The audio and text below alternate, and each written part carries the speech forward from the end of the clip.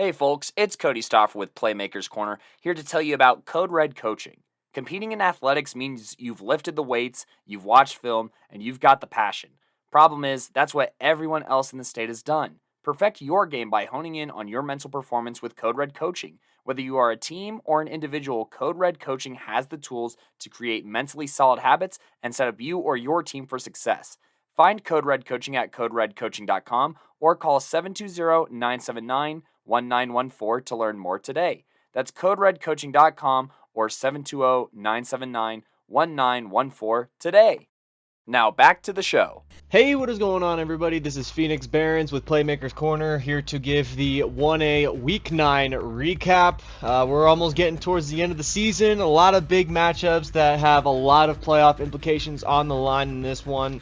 And really, we're just watching all these 1A teams get down and into the nitty-gritty and close out their seasons in conference play. So let's get right into it, starting off with the Thursday game for October 24th, and I do say game. There was only one 1A game that was going on Thursday, and it was Jefferson at Highland. Highland has been one of the top teams right now in 1A football. They currently boast one of the best records right now at an impressive 7-1. Right now 3-0 in their league, with wins over Manual, Estes Park, and they have another matchup this weekend against Platte Valley. So this will be a great matchup for them, and they're going in with a lot of momentum.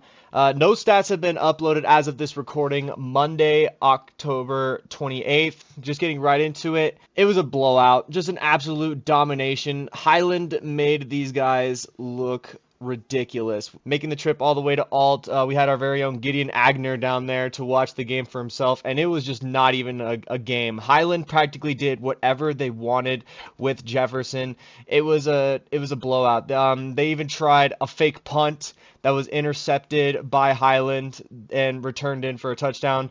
Everything they were doing just went their way, and Highland now has one of the best records going into the playoffs this season, and will be looking to take on Platte Valley, the team that'll look to get their own in the playoff spot as well as in the league, but we'll see in the future for that. Good win for Highland as they get the win over Jefferson, 72-0. Now for the Friday games. We'll get on to Friday and Saturday, starting off with Friday, October 25th. The first game that I want to get through is Del Norte forfeiting their matchup at center. We've kind of seen this all season, Del Norte forfeiting the rest of their season, so center gets a free win out of that one. Moving on, Denver Christian at Flatirons Academy. Now, unfortunately, both teams have not uploaded any stats as of this recording, but Flatirons Academy is a team looking to get some redemption. They're looking to get a little bit of a bounce back. They've had a very interesting season so far, a lot of ups and downs. Right now, as it stands, Flatirons Academy, after their win over Denver Christian, they now sit at 5-3, 2-1 in the 1A Frontier League, just behind Forge Christian, and it doesn't look like Forge Christian's going to let go of that league standing record anytime soon. But then Flatirons Academy right on their heels. They unfortunately lost to Forge Christian earlier on this season, 42-0, a very tough loss for them, also with losses to Highland and Lyman. But they played some really good games against Peyton, Estes Park, Manual, and Platte Canyon, 3 of which of those games were shutouts. And this game against Denver Christian was just a good win for them as they got the win 34-6. Moving on, Monte Vista at Ignacio. Monte Vista, they're finally playing some football after having to deal with back-to-back forfeits in their season. Now they got to play a team that's kind of looking for their own stride in Ignacio. But yeah, after back-to-back forfeits against Del Norte and Trinidad, their last game coming in October 4th. They haven't played since October 4th, and then they finally show up against Ignacio on the road, coming off of a 79-0 destruction over center. They go into Ignacio's house and get the win 32-8, with some solid performances from number 3, Caden Madrid, the senior, 13 for 19 for 291 yards and 3 touchdowns, as well as 1 interception. And a big credit to that was his favorite receiver, number 1, Azariah Hurtado, the junior, 7 receptions for 225 of those yards, as well as those 3 touchdowns. He also took care of business on defense, racking up 3 interceptions. He was everywhere, both offense and defense. Also got to give a shout out to number 45, Jacob Pacheco, the senior, who had 22 carries for 160 yards and a touchdown. And also a solid performance from number 4, Alex Marquez, the senior, 6 carries for 43 yards, a reception for 14 yards. But on defense, he delivered as well, having 2 sacks and 6 tackles, 3 solo, 3 assisted. A good win for Monte Vista as they get the win over Ignacio, 32-8. Moving on, Buena Vista at Peyton. Now, this was going to be an interesting matchup. 2 teams that were looking to prove themselves a little bit. Buena Vista really had to prove themselves as the top of the league, and they went and did just that, going into Peyton's house and coming away with a 33-7 win. Big performances from number 3, Trey Cardwell, the senior, had 14 carries for 115 yards and a touchdown, as well as number 16, Eli Shooknecht, the junior, who had 20 carries for 235 yards and 2 touchdowns, as well as having a sack and 4 tackles on defense. Solid performance from him. The quarterback, Hudson Wingo, number 7, the junior, not so well through the air, only completing 2 passes in 10 attempts. He did manage to get one in the end zone for a touchdown, and also on the ground had 2 carries for 2 yards, as well as 1 touchdown. Peyton, they've had a really good fight in this one. Number 5, Noah Martin, the senior, who's been one of their top players this season, 12 for 25 for 147 yards and a touchdown, also having 12 carries for 67 yards. And his favorite target, number 7, John Finlay Wagner, the junior, in this one, having 9 of those receptions for 139 yards and a touchdown. The team's lone touchdown as they fall to Buena Vista, 33-7 over Peyton. Moving on, Rye at Colorado Springs Christian. Now, Colorado Springs Christian is another team looking to kind of lament themselves and establish their spot in the playoffs this season, and they went out and did just that, having a solid win over Rye, a shutout win even, 52-0. Now, there are no stats from Rye, but Colorado Springs Christian did have some playmakers in that one. Number 7, Jace Velasquez, the senior, who was 6 for 10 for 146 yards, as well as having 6 carries for 46 yards and 3 touchdowns. A solid performance as well from number 11, Silas Achille, the senior, who had 13 carries for 84 yards and a touchdown. It was a big win for Colorado Springs Christian as they get the shutout win, 52-0, and improve to 3-1 in the 1A Tri-Peaks and 5-3 overall. Ray at Yuma. This was a highly anticipated matchup. Yuma had some very impressive wins this season.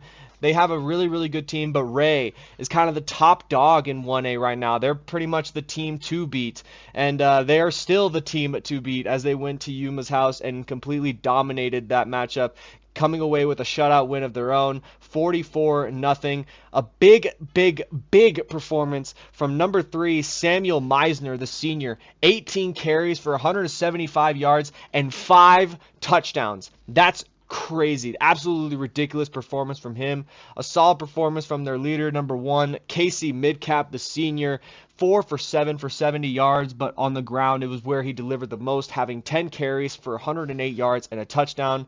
Big win for Ray as they move forward and look to be the top seed in the playoffs with that big win, 44-0.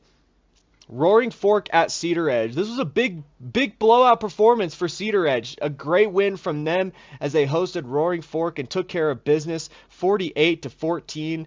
Big performances from number 2, Logan Sanders, the sophomore, who was 5 for 9 for 125 yards and 10 carries for 78 yards for 2 touchdowns. And it seemed like everyone was scoring touchdowns on that team. You had number 20, Coulter Mann, the junior, 12 carries for 106 yards and a touchdown. Number 34, Wiley Loramore, the senior, who had 7 carries for 84 yards and a touchdown. And also number 28, Ethan Toothaker, the senior, who had 9 carries for 53 yards and a touchdown. And also a big performance from number 5, Brady Cooper, the senior, 5 receptions, all 5 of Logan's completions for the 125 yards, as well as having 3 carries for 18 yards. This was a good win for Cedar Edge as they took care of business at home, 48-14 over Roaring Fork. Olaf at Meeker. Meeker, they're another team that's looking to really lament themselves. They had a rough start early on in the season, as I've mentioned in earlier recaps of this team. Meeker had a tough 0-2 start against Centauri and Wiggins, losing to both of them at home.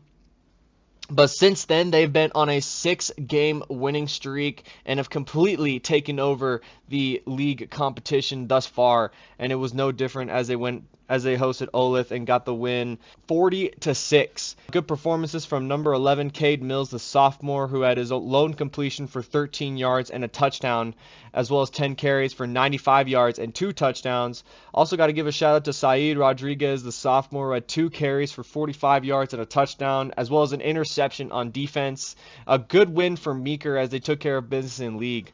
Moving on, as we stay in the Western Slope, Grand Valley at North Fork. Grand Valley, it's really tough to see the fall they've kind of taken a little bit. They had a little bit of optimism to start off the season with wins to start off their league play with wins over Roaring Fork and Olith, and then it was just tough loss after tough loss. Won to Cedar Edge last week, losing 8-7, and now this week losing to North Fork 35-7. A good performance though from number 13 Andrew Horner, the senior, who was 11 for 15 for 121 yards and a touchdown, also having an interception, as well as 5 carries that went 30 yards. Number 4, Jason Skeen, the senior, also got himself involved, having 6 receptions for 79 yards and that lone touchdown, as well as 1 carry for 16 yards. Number 6, Mason Shopner, the senior, had 7 carries for 36 yards and 4 receptions for 30 yards. And on defense, he did pretty well, having 9 tackles as well as a tackle for a loss. But it was North Fork that stepped up big time, and thanks to the performance by number 1, Peyton Penne, the senior, who had 27 carries for 242 yards and 3 touchdowns, as well as having 5 tackles, 4 of which were solo and 1 assisted. A good performance as well from number 6, Braden Flores, the junior, who had 13 carries for 95 yards and 1 touchdown, able to help out where it was needed most, despite having only 1 completion in 8 attempts that went 12 yards, as well as having an interception. North Fork did get the win over Grand Valley, 35-7. Moving on, Burlington at Lyman. Lyman had a little bit of a setback, which is rare to see in Lyman especially. They have had some tough losses in league, losing to Holyoke and Ray back-to-back, kind of out on the outside looking in for the 1A North Central League Championship, as Ray is looking to take that one all the way home. But they had to get back on track if they wanted to stay in the playoffs, and it was against Burlington where they had to do it. Burlington making the trip down to Lyman, and it was a low-scoring matchup, as Lyman did eventually get the win over Burlington 12-7 with some solid performances from number 3, Aiden Coleth, the junior, 7 for 12 for 84 yards and 2 touchdowns, 5 carries for 25 yards, and number 23, Camden Tacha, the freshman, having 10 carries for 88 yards and 3 receptions for 45 and one of the touchdowns, and number 21, Jacob Jocklick, getting the other touchdown, that also having 2 receptions for 29 yards as well as 10 carries for 50 yards. Good win for Lyman as they get right back on track and will be looking to face Yuma next week. Platte Canyon at Forge Christian. Forge Christian right now are the number 1 team in 1A. At least that's how they're playing like it, because they hosted Platte Canyon this weekend and took care of business. 62-0 was the shutout win for Forge.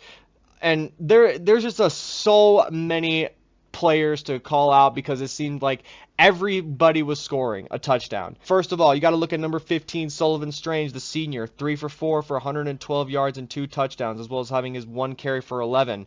Number 4, Eli Tafoya, having 2 carries for 28 yards and 1 touchdown, as well as 1 carry that went 2 yards and a touchdown as well. He was the only one in the team that had contributed to 2 touchdowns, other than, of course, Sullivan Strange that was through the air.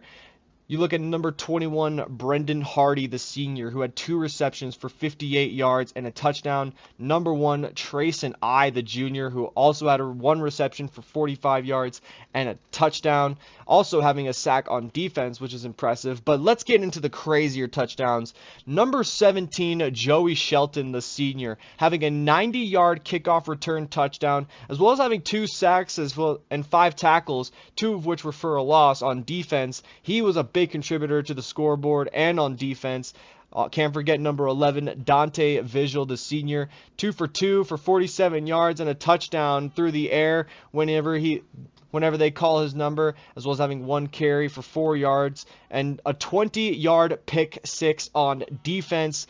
And it wasn't the only one. Number 3, Quentin Torres, the junior, having a 20-yard pick 6 of his own. And can't forget number 24, Carson Craig, the senior, who had a 62-yard punt return touchdown. It just seemed like no matter what Ford's Christian was going to do, they were going to score a touchdown. And it showed as they got the win over Platte Canyon at home. And finally, to close out our Friday slate, Wiggins at Holyoke. This was a big matchup. These two teams are fairly even in terms of their ranking, in terms of how they've gone about this season, and Holyoke had to bounce back big. They had a tough loss to Yuma last week after getting a big win over Lyman the week prior. And now they were going to host Wiggins, a team that doesn't matter how far they travel, they will go out and get a win like they did against Meeker. Wiggins had a pretty solid performance. We don't have any stats from Holyoke as of this recording, but Wiggins did fall short. 14-28. A solid performance from number 4, Jason Lewisburg, the senior, who had 17 carries and 128 yards, and the 2 touchdowns Wiggins scored in that matchup.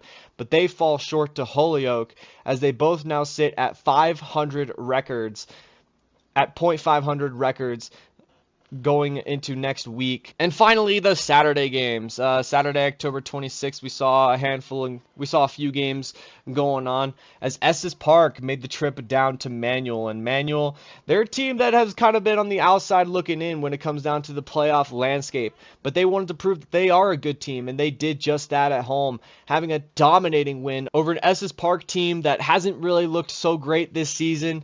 Manual went and took care of business, hosting them, as number 1, Nigel Jones, the senior, was 6 for 15 for 194 yards and 2 touchdowns in this game, as well as having 1 interception, 9 carries as well for 71 yards, and a reception that went 3 yards. But you also got to look at number 21, Jackson Marshall, the junior, who had 6 carries for 83 yards and 2 touchdowns, having 1 reception for 37. Also a good performance from number 24, Kiari Watson, the junior, who had 2 carries for 21 yards and a touchdown, as well as having 3 receptions for 68 yards and a touchdown. And a big performance on defense as number 70, Tyree Tolliver, and number 13, Michael Beatty, the junior, both had 2 sacks in this game. It was a good performance from Manual as they get the win over Estes Park, 52-8. Ellicott and Dolores Huerta Prep. We don't have any stats from either team as of this recording, but Ellicott went to Dolores Huerta Prep and they got a shutout win over them, 34-0. Ellicott has had a very, very rough season, and Ellicott is not a team that I usually see getting shutout wins over others. So this is a very good win for them. I'm sure this is a great feel-good moment for them, but it's going to be really hard for them to build off of that for a shot at the playoffs this year, as they currently sit at 3-5, 1-3 in the Tri-Peaks, and their final game next week will be against Peyton. It's been a rough season for them, but that was a good win for them on the road. And finally, Centauri at Trinidad. Now, as of this recording, no stats from Centauri, but as usual, they go and take care of business. They get the job done. Huge win for Centauri against Trinidad, making the trip down there. Close performances from number 7, Isaiah Moreno, the sophomore of Trinidad, who was 6 for 12 for 139 yards and 2 touchdowns. And number 24, Matthew Garduno, the junior, his favorite receiver all game, having 5 of those receptions for 122 yards and the 2 touchdowns. But it was the only 2 touchdowns Trinidad could score against Centauri, as they fall short, 54-14. And that'll do it for me on the 1A football recap. And so now I will go into the Playmaker of the week for week 9. I got 5 candidates for this week, starting off with North Fork's number 1, Peyton Penne, the senior, who had 27 carries for 242 yards and 3 touchdowns, as well as having 5 tackles on defense. He was everywhere where he needed to be and got North Fork the win over Grand Valley. Ray dominated in classic fashion, and all thanks to number 3, Samuel Meisner, the senior, who's also another candidate I have. 18 carries for 175 yards and 5 touchdowns. Really the only running back this week who had 5 touchdowns on the ground. So a big performance from him. Buena Vista's number 16, Eli Schucknecht, the junior, who had 20 carries for 235 yards and 2 touchdowns. And also that sack and 4 tackles is a big reason of why that I have him as my candidate for this week. Also, Colorado Springs Christians, number 7, Jace Velasquez, the senior, 6 for 10 for 146 yards, but on the ground is where he delivered the most in their win, having 6 carries for 46 yards and 3 touchdowns. And finally, Monte Vista's number 1, Azariah Hurtado, the junior, who had 7 receptions for 225 yards and 3 touchdowns. But it's his 3 interceptions that made it a big reason why I had to make him a candidate for this week. And so for my playmaker of the week, it's really down to Samuel Meisner and Azariah Hurtado. But I'm going to have to give it to Monte Vista's number 1, Azariah Hurtado, the junior. His 7 receptions for 225 yards and 3 touchdowns, as well as having 3 interceptions in their matchup against Ignacio, is a big reason why they were able to get the job done. And after 2 straight weeks of no games, dealing with teams that forfeited, not having to play a game since October 4th, he went out and played like a true playmaker. Big shout out to Samuel Meisner. Scoring 5 touchdowns is not easy, but Ray, they definitely do know how to make things easy because they are that damn good of a team. But that'll do it for me on the 1A Week 9 recap. Congratulations to Azariah Hurtado on being this week's Playmaker of the Week. And I will see you all next week for the final week of regular season play, and we'll see who enters the playoffs. Take it easy, everyone. Hey, what is going on, everybody? This is Phoenix Barons with Playmaker's Corner, here to give a quick look at the playoff picture after Week 9. We are going into the final week of the regular season in 1A football, and the playoff picture continues to change and mold. A lot of shakeups so far. As of right now, we're going to go through the current landscape of the playoff picture going into our final week of the regular season. Let's get started, and I'll be going through the order as it's laid out, starting with 1 verse 16, and then 9 verse 8, 5 verse 12, 13 verse 4, 3 verse 14, 11 verse 6, 7 verse 10, and then 15 verses 2. So let's get right into it, shall we? Starting off with the 1 and 16 seed matchup right now. As it stands, the number 1 seed is Ray, and Ray had a dominating win this past weekend over Yuma, getting a 44-0 shutout. Ray has every possible chance to win their league. I mean, there's no doubt about it. They are the top of the league right now, and they are in a very, very good league, in the same league as Yuma, as Lyman, Burlington, and Ray right now, as it stands, they currently sit atop of their league, going 4-0 in the 1A North Central League, and behind them is Holyoke, Lyman, and Wiggins, all sitting at 2-2. They have no reason. They could lose next week in their matchup against Wiggins, and they'll still win league. I mean, that's just the realistic possibility. But if they want to stay number 1, they have to get a win over Yuma this upcoming weekend. And right now, as it stands, they are currently the number 1 team in 1A. And they'll be hosting the Western Slope opponent of North Fork, who just came off a good win over their conference opponent, Grand Valley, 35-7 this past weekend. A good win from North Fork. It'll be really fun to see that kind of team go up to Ray for that kind of challenge.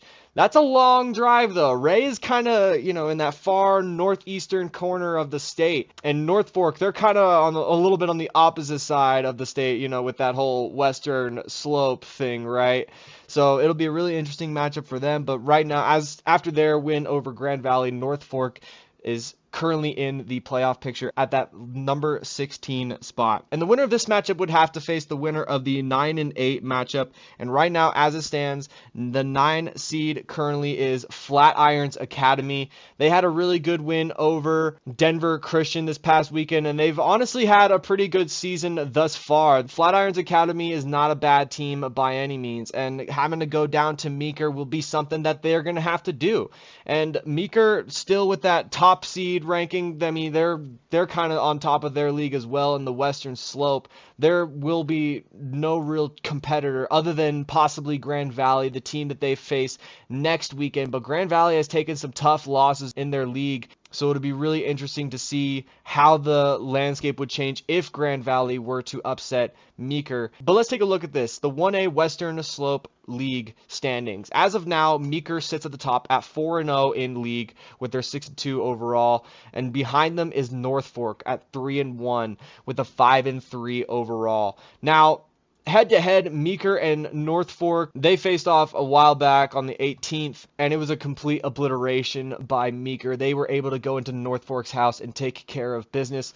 Even if Meeker were to lose this game and North Fork is to win their matchup next week, Meeker would still be at the top of the league. But if Meeker still wants to stay at that top seed ranking and get that home field advantage in the first round, they're going to have to get a win over Grand Valley. And now moving on to the 5 and 12 seed matchup. As of right now, it'll be the number 5 seed is currently Wiggins, and Wiggins had just had a tough loss over Holyoke, a league opponent that they had, and they would go up against number 12 Burlington. And now we've seen, since both of these teams are league opponents, it'll be really interesting to see this matchup, because the last time we saw Wiggins and Burlington face off against each other, Burlington fell short to Wiggins at home 7-6. Wiggins was able to get the win on the road, and Wiggins is a team that would like to travel. So having the home match and having Burlington make the trip up to Wiggins for their first round matchup would be a tremendous advantage for them, and this will be a really interesting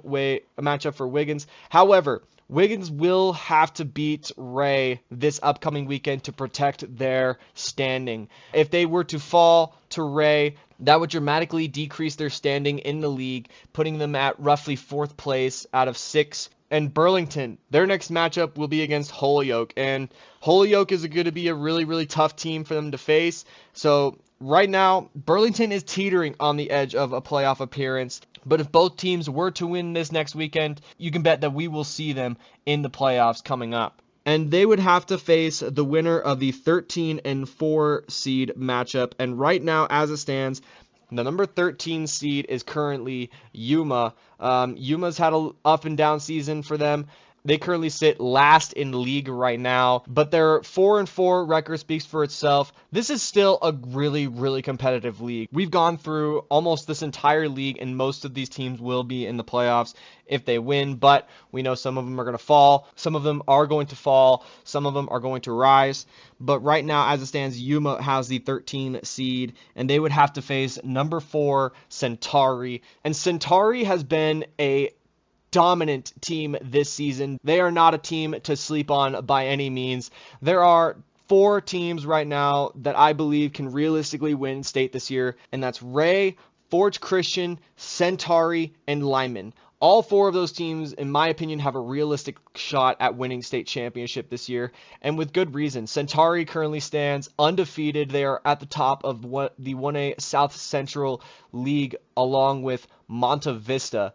And that's exactly who they will be facing this upcoming weekend.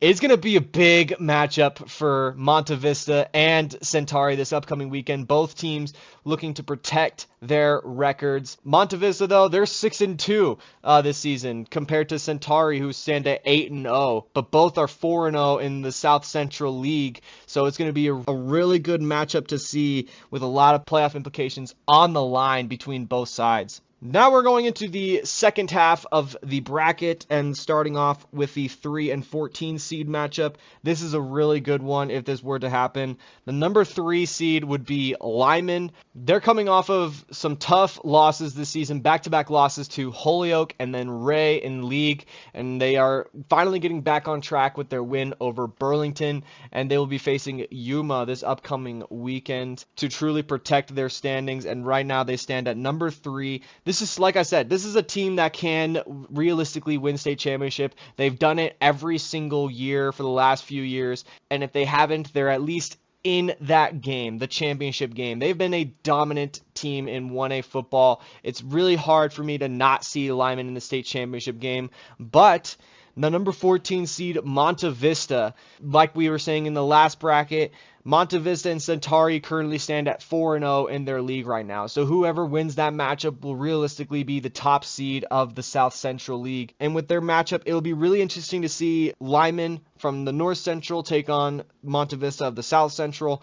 Both teams are really, really good, and it would be really interesting to see how Monte Vista reacts to that Lyman environment once they hit the road. That will currently be the bracket as of right now, and they would have to face the winner of the 11 and 6 seed, and the 11 seed is Colorado Springs Christian. They're coming off of a big win over Rye this past weekend, shutting them out 52-0. They've had a pretty up and down year so far, but a very impressive year nonetheless. Colorado Springs Christian still going 5-3 overall and having a 3-1 league record. Their only loss coming to Peyton in a close 13-12 matchup. They will have a tough challenge this weekend as they will make the trip to Buena Vista. And if they win that matchup, it basically seals the fact that they will be in the playoffs this year. And their opponent would be number 6 Highland. And Highland right now is a top team in 1A football. They are coming off of a obliteration over Jefferson, going 72-0. Their league isn't much to look at right now, sharing the league with Manual, Estes Park, and Jefferson, but their final matchup will be against Platte Valley this weekend, which will be the real challenge for them. They only have one loss this season, losing to Wiggins 14-0, but with wins over Flatirons Academy and Platte Canyon and 2A Bennett in their non-conference slate. So this is a good team. Highland now has to go out there and prove it. They will be going up against Platte Valley, a team that's been in 2A for years, now in their league in 1A. They go out and beat Platte Valley. That legitimizes Highland's spot in their rankings as the 6th seed. So we'll see how that matchup goes, but that will be a really interesting matchup, seeing Colorado Springs Christian make the trip up to Alt. And finally, for our last 2 bracket segments, we got the number 7 and 10 seed and the 15 and 2 seed. So we'll start off with the 7 and 10 seed matchup, as right now the 7 seed, if the playoffs were to start today, is Buena Vista. Buena Vista, as I was saying with their matchup with Colorado Springs Christian, this is a really, really good team. They're coming off of a big win over Peyton this past weekend. Peyton was another team that was kind of up there in that league conversation, and they got completely knocked off. It was a tough matchup for Peyton, and Buena Vista basically took care of business on the road. They currently stand as the 7 seed, and they would have to host number 10 Holyoke. And Holyoke is an interesting team. After their matchup against Wiggins, they currently sit at that 500 spot. A big win over Wiggins, now sitting at 3-3. Their playoff projection is currently in jeopardy right now, as they will have to face Burlington this upcoming weekend. And Burlington, they're fighting for a playoff spot as well, so it'll be really interesting to see how that matchup plays out, with a lot of playoff implications on the line between both teams.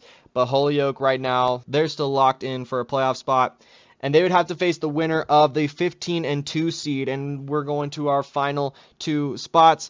And right now, as it stands, number 15 is Peyton. And as I was saying earlier, Peyton had a pretty tough loss to Buena Vista this past weekend, losing 33-7. But Peyton is a really good team. They have a lot of great players around them, having Noah Martin, who has led this team throughout this season, having a really impressive record, and they would be going up against the number 2 seed Forge Christian. Forge Christian last week, as if the playoffs were to end, were the 1 seed, and they are now the 2 seed. But their win over Platte Canyon should be enough confidence for this team that it doesn't matter who they'll face. They will be a force to be reckoned with this upcoming playoff season, as they are currently sitting undefeated in 1A football right now. And their final matchup this weekend will be Denver Christian. So it's safe to say that this team has pretty much locked in their undefeated season going into the playoffs. So don't doubt for a second that Fort Christian will definitely be in the playoffs. And whoever they face, good luck to them. You will be in for a high-scoring treat.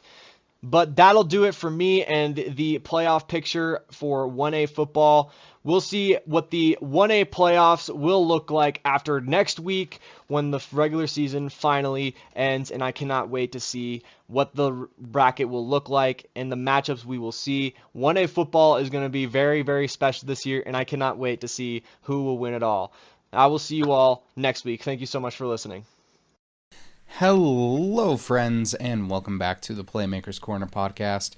This is Gideon here with your 2A weekly recap here for Week 9. Let me tell y'all, we're almost done with the regular season. It feels weird. It feels a little bit crazy. And this playoff picture is getting more complicated by the day. So, ultimately, I do want to start this out with a shout-out for our Thursday games.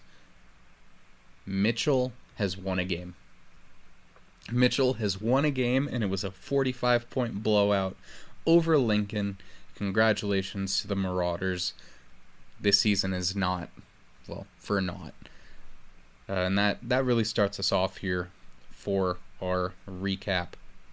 I go day by day with going over the notable numbers in the box score, but also talking about the implications of these games on the playoff hunt that each of these teams has to face as of right now. But let me tell y'all, this was a big week in terms of playoff implications. A couple of teams got knocked out for good. A couple of teams are just barely holding on.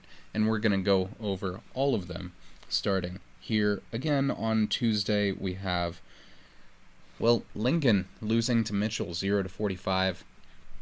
The Marauders just came out and smacked Lincoln in the mouth. Lincoln, I know they were 3A last year, should probably be 1A at the beginning of the next cycle.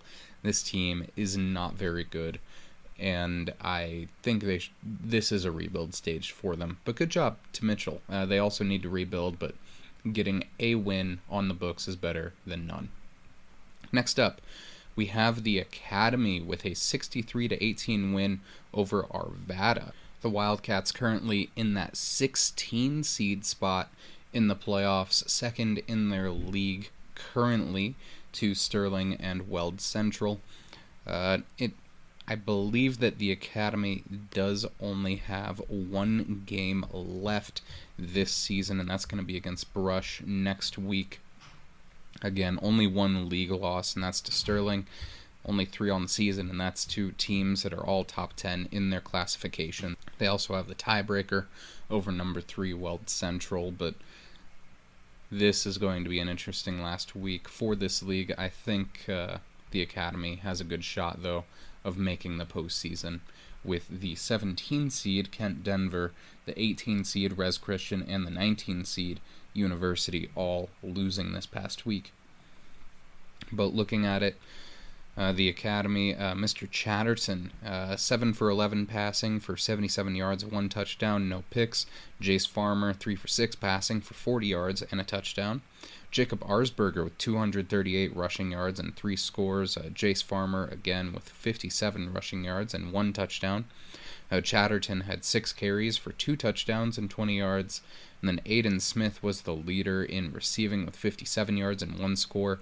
Andre Mendoza, 38 receiving yards and 1 touchdown as well. On defense, Mendoza did lead here, 11 tackles, 1 for loss. Arsberger with 5, and then Lucas Goebel with 5 as well. Mendoza, Blake Andero, and Dominic Kernan all had a sack, while Amador Lopez and Mendoza each had a pick. Mendoza for 56 yards and a touchdown. All-around good game here by the Academy Wildcats. I'm going to take Mr. Mendoza in consideration for Playmaker of the Week here. Gonna have to see how this goes, though, for the Wildcats. Just a good week overall for them, staying in that playoff hunt. Unfortunately, right now they would play Strasbourg, who they lost to earlier in the season if the playoffs started today.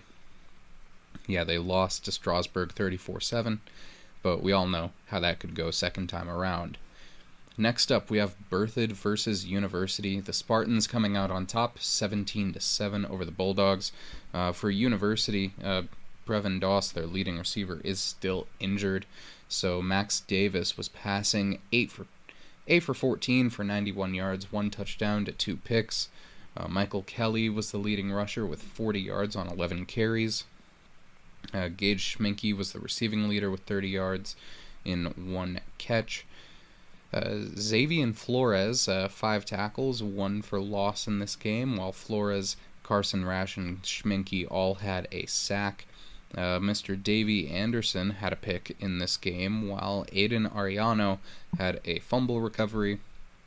And that's the long and short of it here for University in this game. Just fell down there to the 19 seed, and unfortunately for the Bulldogs, looking at the rest of their schedule, which just has 1 game, Resurrection Christian, even a win over Resurrection Christian is at the 18 seed right now, and so unless they win huge over Res Christian, I doubt that University is going to make the playoffs. Same for Res Christian going the other way. Looking at Berthoud, though, Skylar Stryker, 10 for 16 for 217 yards, 2 touchdowns to 1 pick. Stryker also had 3 rushing yards, but Elijah Mosher, 45 rush yards. Through the air, though, Mr. Anderson had 104 receiving yards and 1 touchdown. Jaden Michaelis, 75 receiving yards and 1 touchdown. In terms of tackles, Cole Bialek, 15, Mr. Hoffmeister with 11, David Pelfrey with 9, Sam Smith with 9, and then Elisha Mosher with 8. Mosher also had a hurry in this game, and Sam Smith, 2 interceptions, and then Jason Newbill, 1 forced fumble, which was recovered by Pelfrey in this matchup.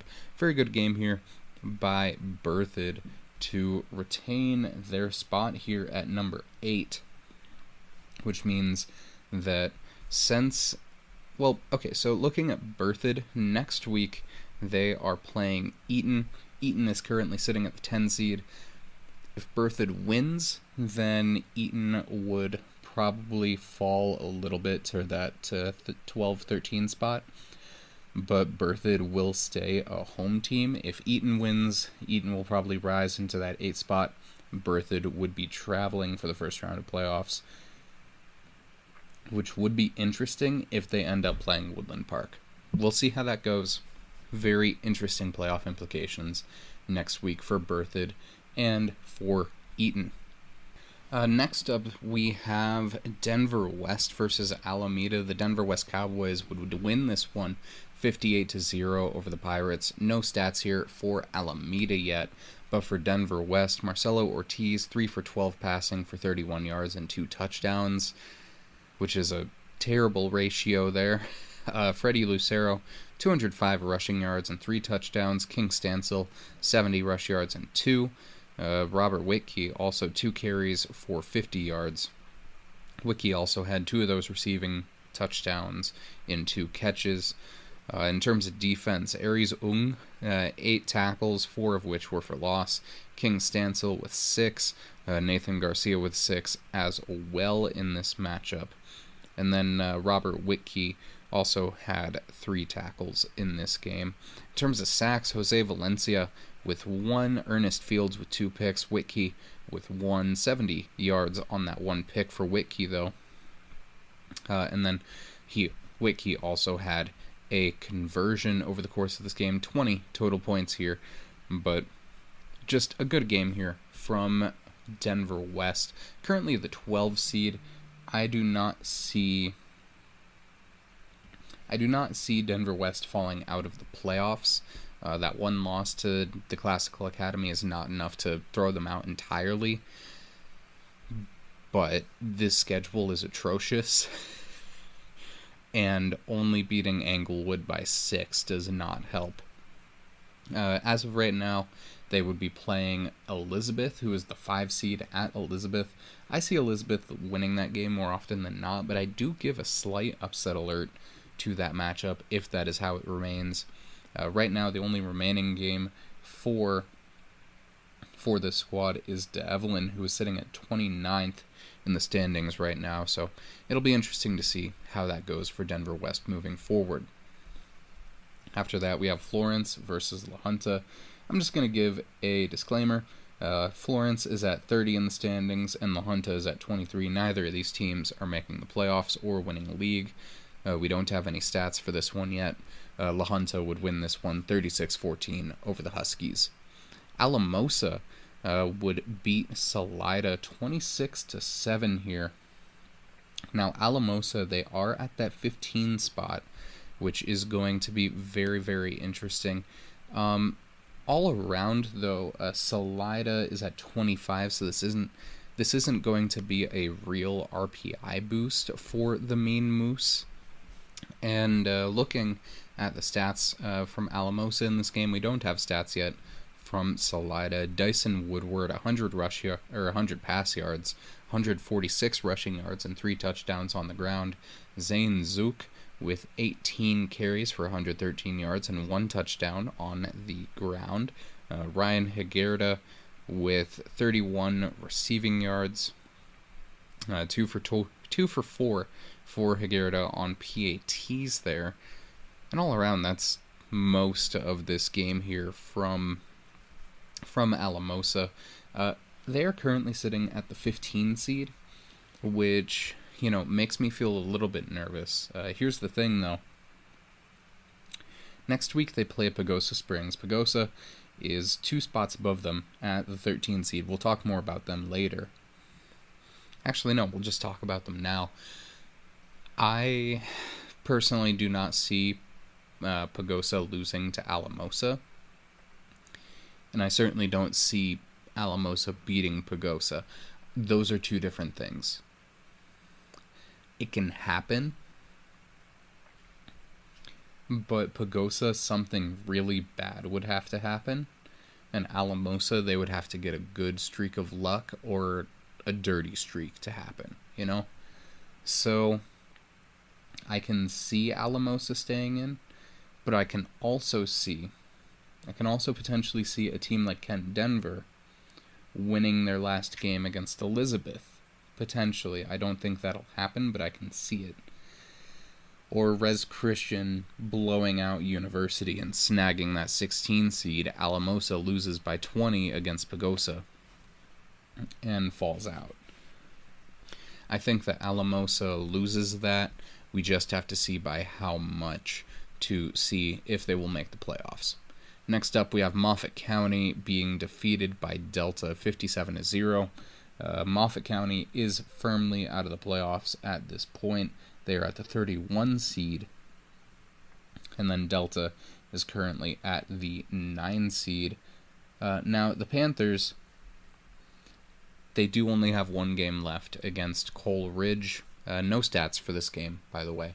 No stats for either team, either Moffat County or Delta. Now, against Cole Ridge, I think Delta is going to win this game. Cole Ridge last week got whooped by Aspen. Well, not whooped, they lost by 7, but that basically guaranteed the loss of their playoff spot. If Delta gets beat by Cole Ridge, Delta, I think they're still in the playoffs, but they're in the teens rather than a single-digit seed. At that point, they would be at the 13-14 spot rather than being a 9 seed. Because right now, they would just be going to Berthoud. But I do not see Delta losing to Cole Ridge right now, so I think Delta is going to stay at the 9. Next up, we are going to have Resurrection Christian, who faced off against the Wellington Eagles and ended up losing that one 41-20 here.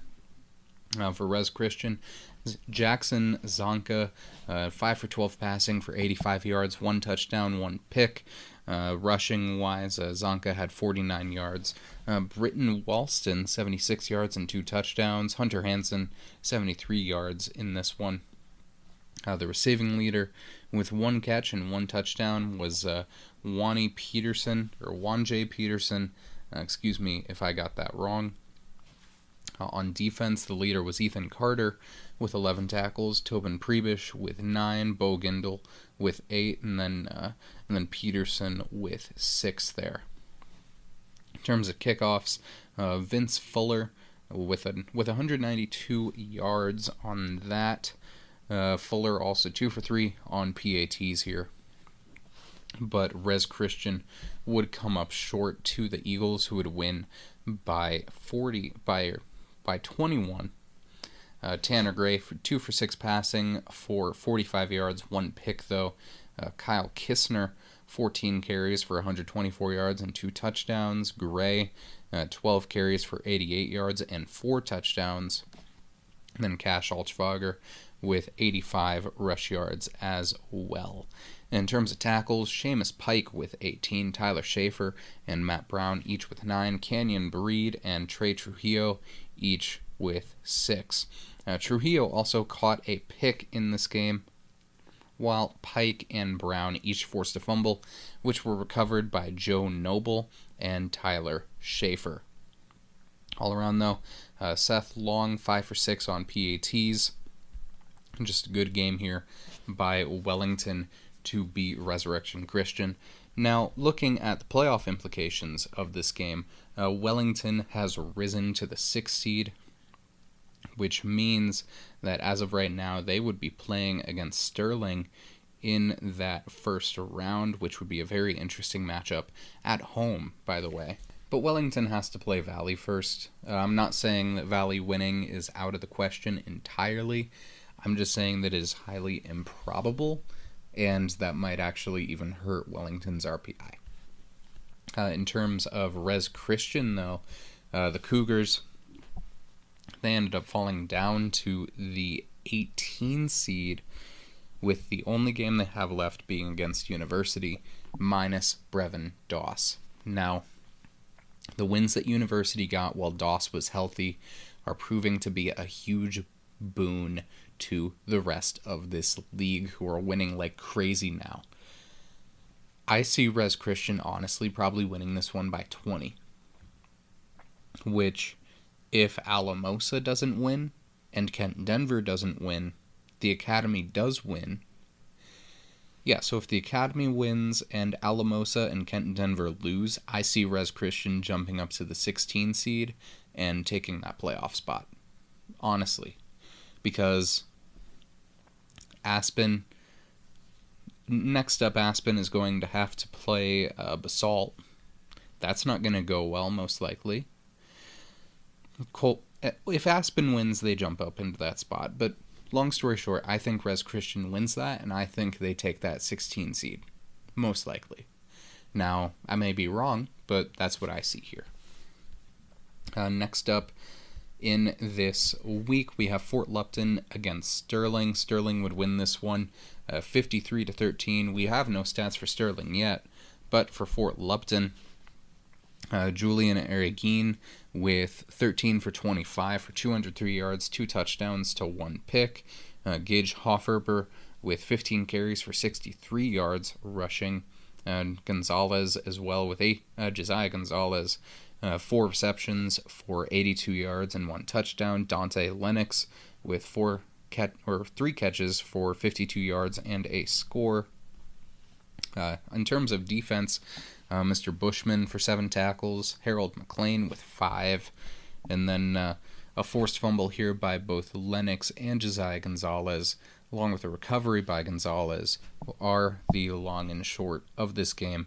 Gonzalez, though, 118 kick return yards, which is pretty crazy, over the course of this game. Now Sterling, they are going to retain the spot at the 10 seed. I do not see them losing from here, but Fort Lupton, they are firmly out of the playoffs. So good season here, Fort Lupton. Just got to fight hard for this next week, and unfortunately that's all she wrote for the Blue Devils. Next up, we have Pagosa Springs defeating Montezuma Cortez 42-21. This league just got a lot more interesting, with 3 of their teams being between the 13 and 15 spots. I mean, Bayfield is out now. They're at the 27 spot. But 3 teams, Pagosa Springs, Montezuma Cortez, and Alamosa, all have a good shot. Now, we've already discussed Alamosa here, but Montezuma Cortez, the Panthers only have Bayfield left. So I see Montezuma Cortez winning, staying in. Next is, I mean, we talked about it earlier, Pagosa. I think they beat Alamosa more often than not, knock them out. Rez Christian comes up and takes their spot. But unfortunately for this game, we don't have any stats for Pagosa or Montezuma Cortez yet. It is 1:30 p.m. on Sunday, the 27th. So unfortunately, I don't really have much more I can say about this one other than I think both of these teams make the playoffs. Unfortunately for them, probably going to lose round 1. 14 and 13 are the spots that are going to play against the 3 and 4 seeds, and I don't see either of these teams beating Basalt. I could see them beating Lamar potentially, but we just need to see how it goes from here. Next up, though, speaking of Basalt, the Longhorns, who, regardless of what happens next, are going to be in the playoffs. I'm not even going to talk about that. They are going to be they faced the Middle Park Panthers and beat them 35-6 here. No stats for Middle Park yet, but for Basalt, Mr. Schneider, 7 for 12 passing for 66 yards, 1 pick, no touchdowns. Judd Webb, 102 rushing yards for 1 touchdown, the leader for the Longhorns. Henry Hendricks, 76 rush yards and 2 touchdowns. Taylor Hayes with 49 and no scores. Receiving, Taylor Hayes, 2 catches for 2 touchdowns and 13 yards. And the leader, though, here with 3 catches was Mr. Rosa Saldana with 34 receiving yards in 3 catches, long of 13 there. And Chris Rosa Saldana, 5'10", 165-pound sophomore. And defense, the leader was Dylan Johnston with 10 tackles, Parker Sims next with 6, and Connor Antz with 5. Samuel Wolf, 3 picks in the game, Parker Sims with 3 picks, and Taylor Hayes with 1, tying 3rd most all-time for a team in one game with 7 total interceptions, which is pretty darn good. That's all I really have to say about Basalt here. They've been dominant. We just need to see them make a championship. I feel like, at least in my head, the most fun possibility of a championship would be either Basalt versus TCA, Basalt versus Strasburg, or Basalt versus Lamar.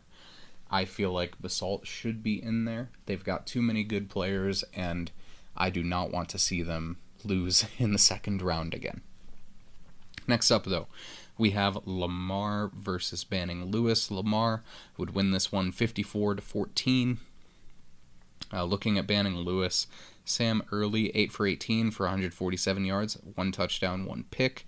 Early was also the rush leader with 57 yards and 1 touchdown. Jordan Jones, 8 catches, all 8 catches for all 147 receiving yards and 1 touchdown. Crazy performance there by Jones. No defensive stats as of yet, but Jones also had 87 kick return yards, while Cam Leggett had 28. So, all around good game here. Jordan Jones and Sam Early are the duo next year that I think are going to do well in 2A, but I'm not sure about the rest of this team. Next up, though, we have Lamar. Jacob Dunning, 13 for 17 passing for 250 yards and 6 touchdowns to 0 picks. So a touchdown in almost 50% of his completed passes. Alex Aguilar, 9 carries for 35 yards. Davier Martinez, 29 rushing yards and 1 touchdown. In the air, Cale Buxton, 89 receiving yards and 3 touchdowns. Mr. Williams, 84 receiving yards, the tight end.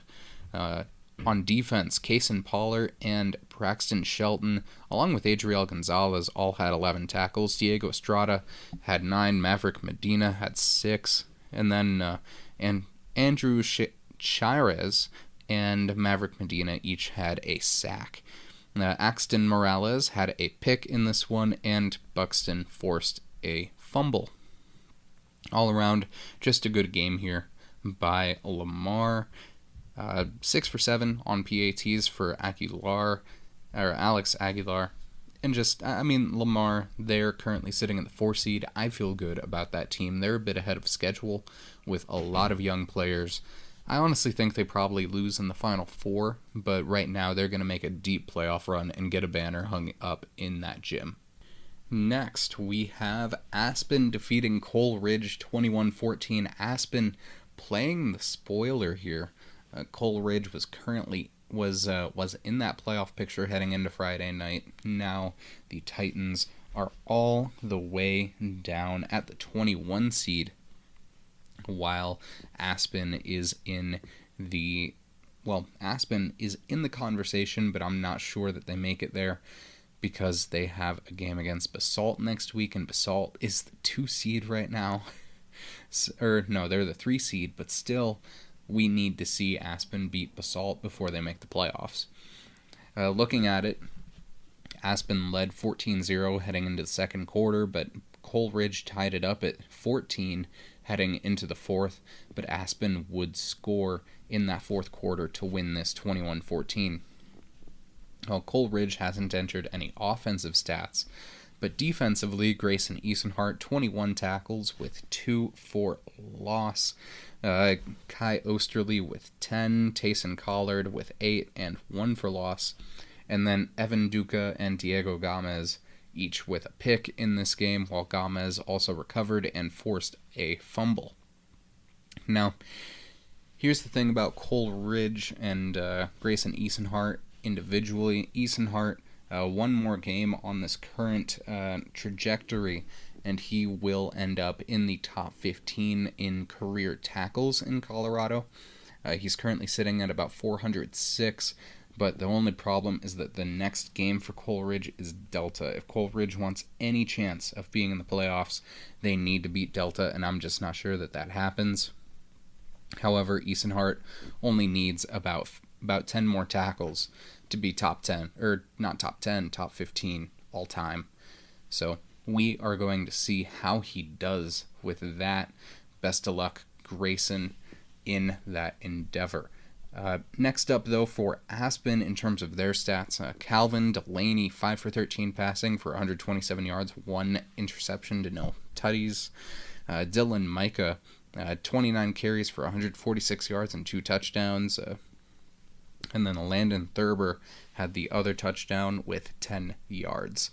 Thurber, 3 catches for 67 yards in this one. And then on defense, Thurber was also one of the co-leaders with Chile Smart, Blake Johnson, and Alex Schlesinger Hall, who all had 5 tackles.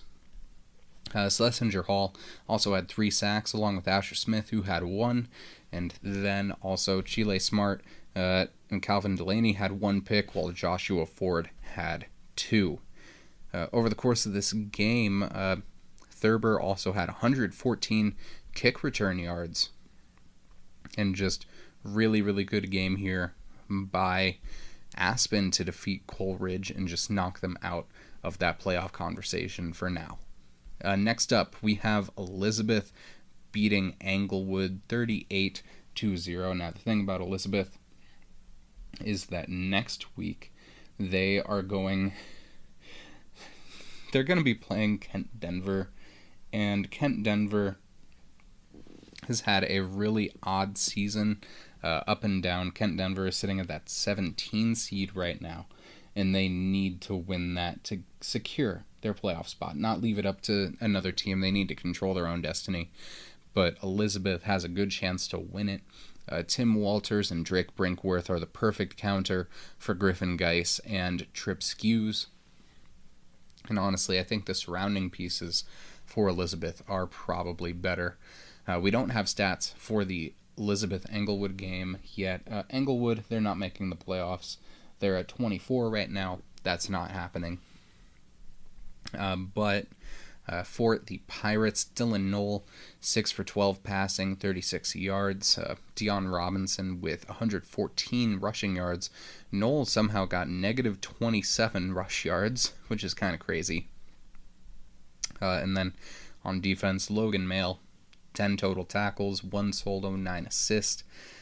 And that's really the long and short of it here for Englewood. Next up, Woodland Park. Oh, this one broke my heart. Woodland Park would defeat Manitou Springs 14-7 in the Battle of Ute Pass. Manitou would actually lead 7-0 heading into halftime, but Woodland Park would score once in each of the last 2 quarters to win it. The defense for Manitou was good. It might also be the offense for Woodland Park was not doing great. Marcus Schoenberger, 4 for 9 passing for 61 yards, also 77 rush yards and both the touchdowns. Trey Reed, 12 carries for 22 yards. And then Parker Shreve was the tackle leader on defense with 12, Aiden Hood with 10, Ben Leonhardt with 9, Ben Summerall with 7. And then no sacks, but Cole Bodie with a blocked punt and Trey Reed with a fumble recovery here. And just all around a solid game here by Woodland Park to win the Battle of Ute Pass. Although Miles Wiley, oddly enough, one of the best special teams player in the state, 0 for 2 on field goals, which are well within his range, so I think you might need to get that checked out. Next up, though, we have TCA defeating Devlin 48-6. TCA, Andrew Brown, 8 for 13 passing for 136 yards and 2 touchdowns. Mr. Schipfer, 122 rush yards and 3 touchdowns. Braden Godoy with 55 rush yards and a tutty. And then receiving, the leader was David St. Marie with 43 yards on 2 catches. And the guys with touchdowns were Henry Hoyman and Matthew Wright, each with under 40 yards, but only 1 catch, so it is what it is. On defense, Godoy with 7 tackles, 2 for loss, Zach Hale with 6, Mr. Gustafson with 6, and then Elijah Wright and Joshua Knuckles, each with 5. Godoy, 2 sacks and 2 hurries in this game, while J.D. Packard had a pick and 2 pass deflections. A blocked punt here from Hale, and a forced fumble by Godoy, which was recovered by Andrew Richens to close it out here on this Friday night game against the Devlin Jaguars. And that'll do it for our Friday night games. We only have 4 Saturday games, none of which we have stats for, but they do have some pretty big playoff implications here. Next, in terms of these Saturday games, we have Gunnison upsetting Bayfield 28-27. Bayfield was looking like such a good team and then just fell. Like they just fell. Right now they're at 27 and this is tragic. Bayfield with under a minute left, completed a passing touchdown, making it 28-27, and then missed the PAT. This one is going to sting for the Wolverines for a long time. I'm not sure when they make it back here. I'm sorry, Bayfield. Neither of these teams are going to make the playoffs. At this point, Bayfield's not going to win this league.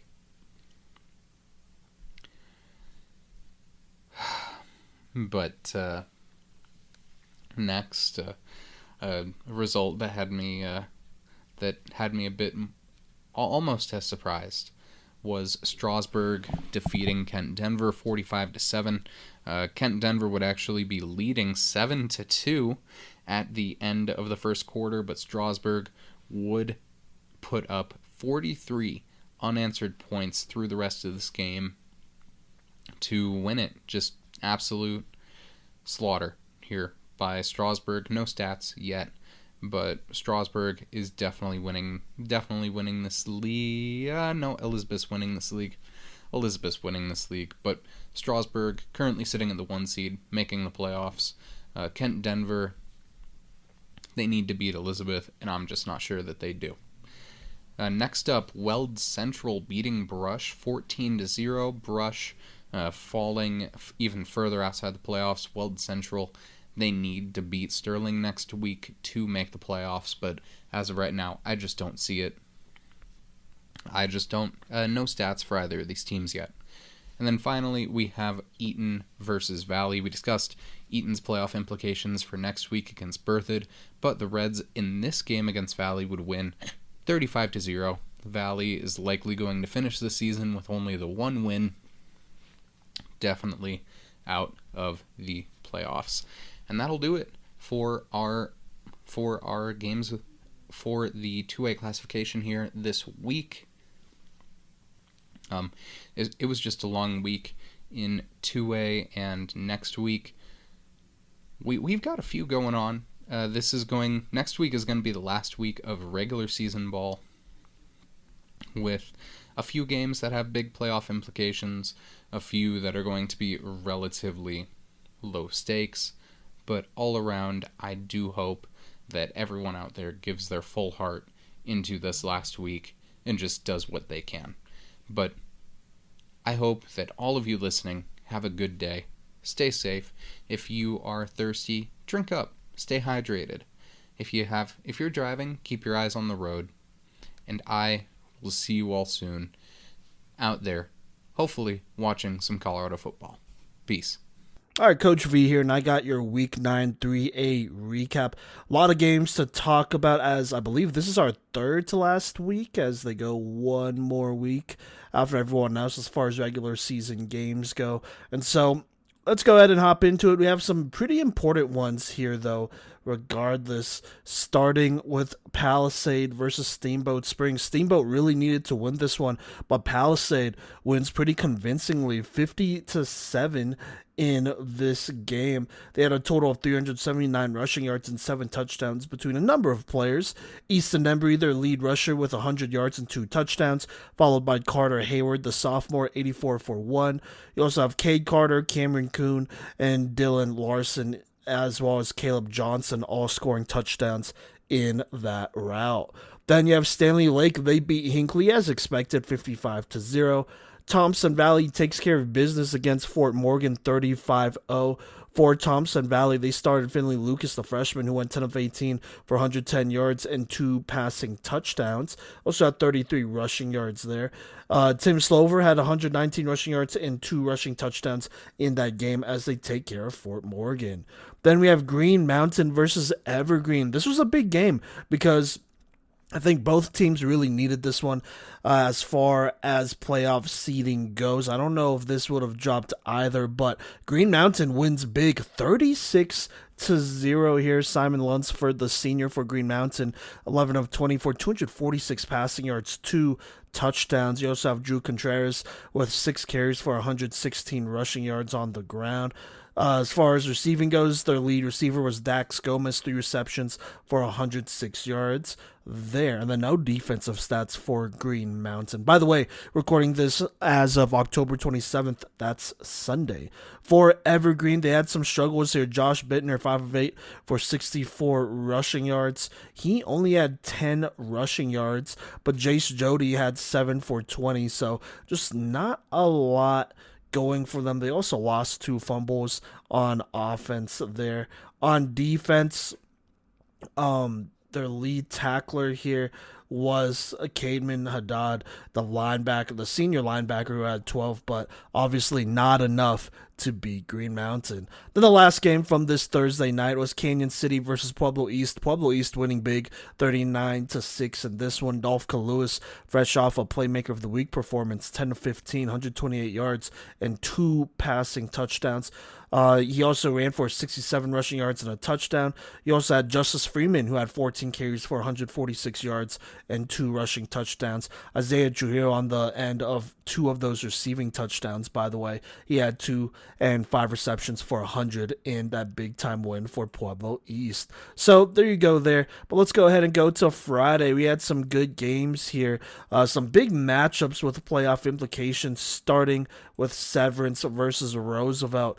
This game would be a close one, as both teams really couldn't afford to lose it, especially Severance mostly here. Roosevelt could kind of afford it. They wouldn't drop out of the playoffs, but it would definitely have hurt their positioning. Roosevelt only wins, though, 10-9. Severance would make a run kind of late there. They'd score 6 in the 4th. I assume they'd try to go for 2 to win the game in the 4th there. They just missed it. And so that's a tough loss for Severance, but Roosevelt survives them for another straight year. Last year's game was very close as well. Pomona takes care of Mountain View 42-7.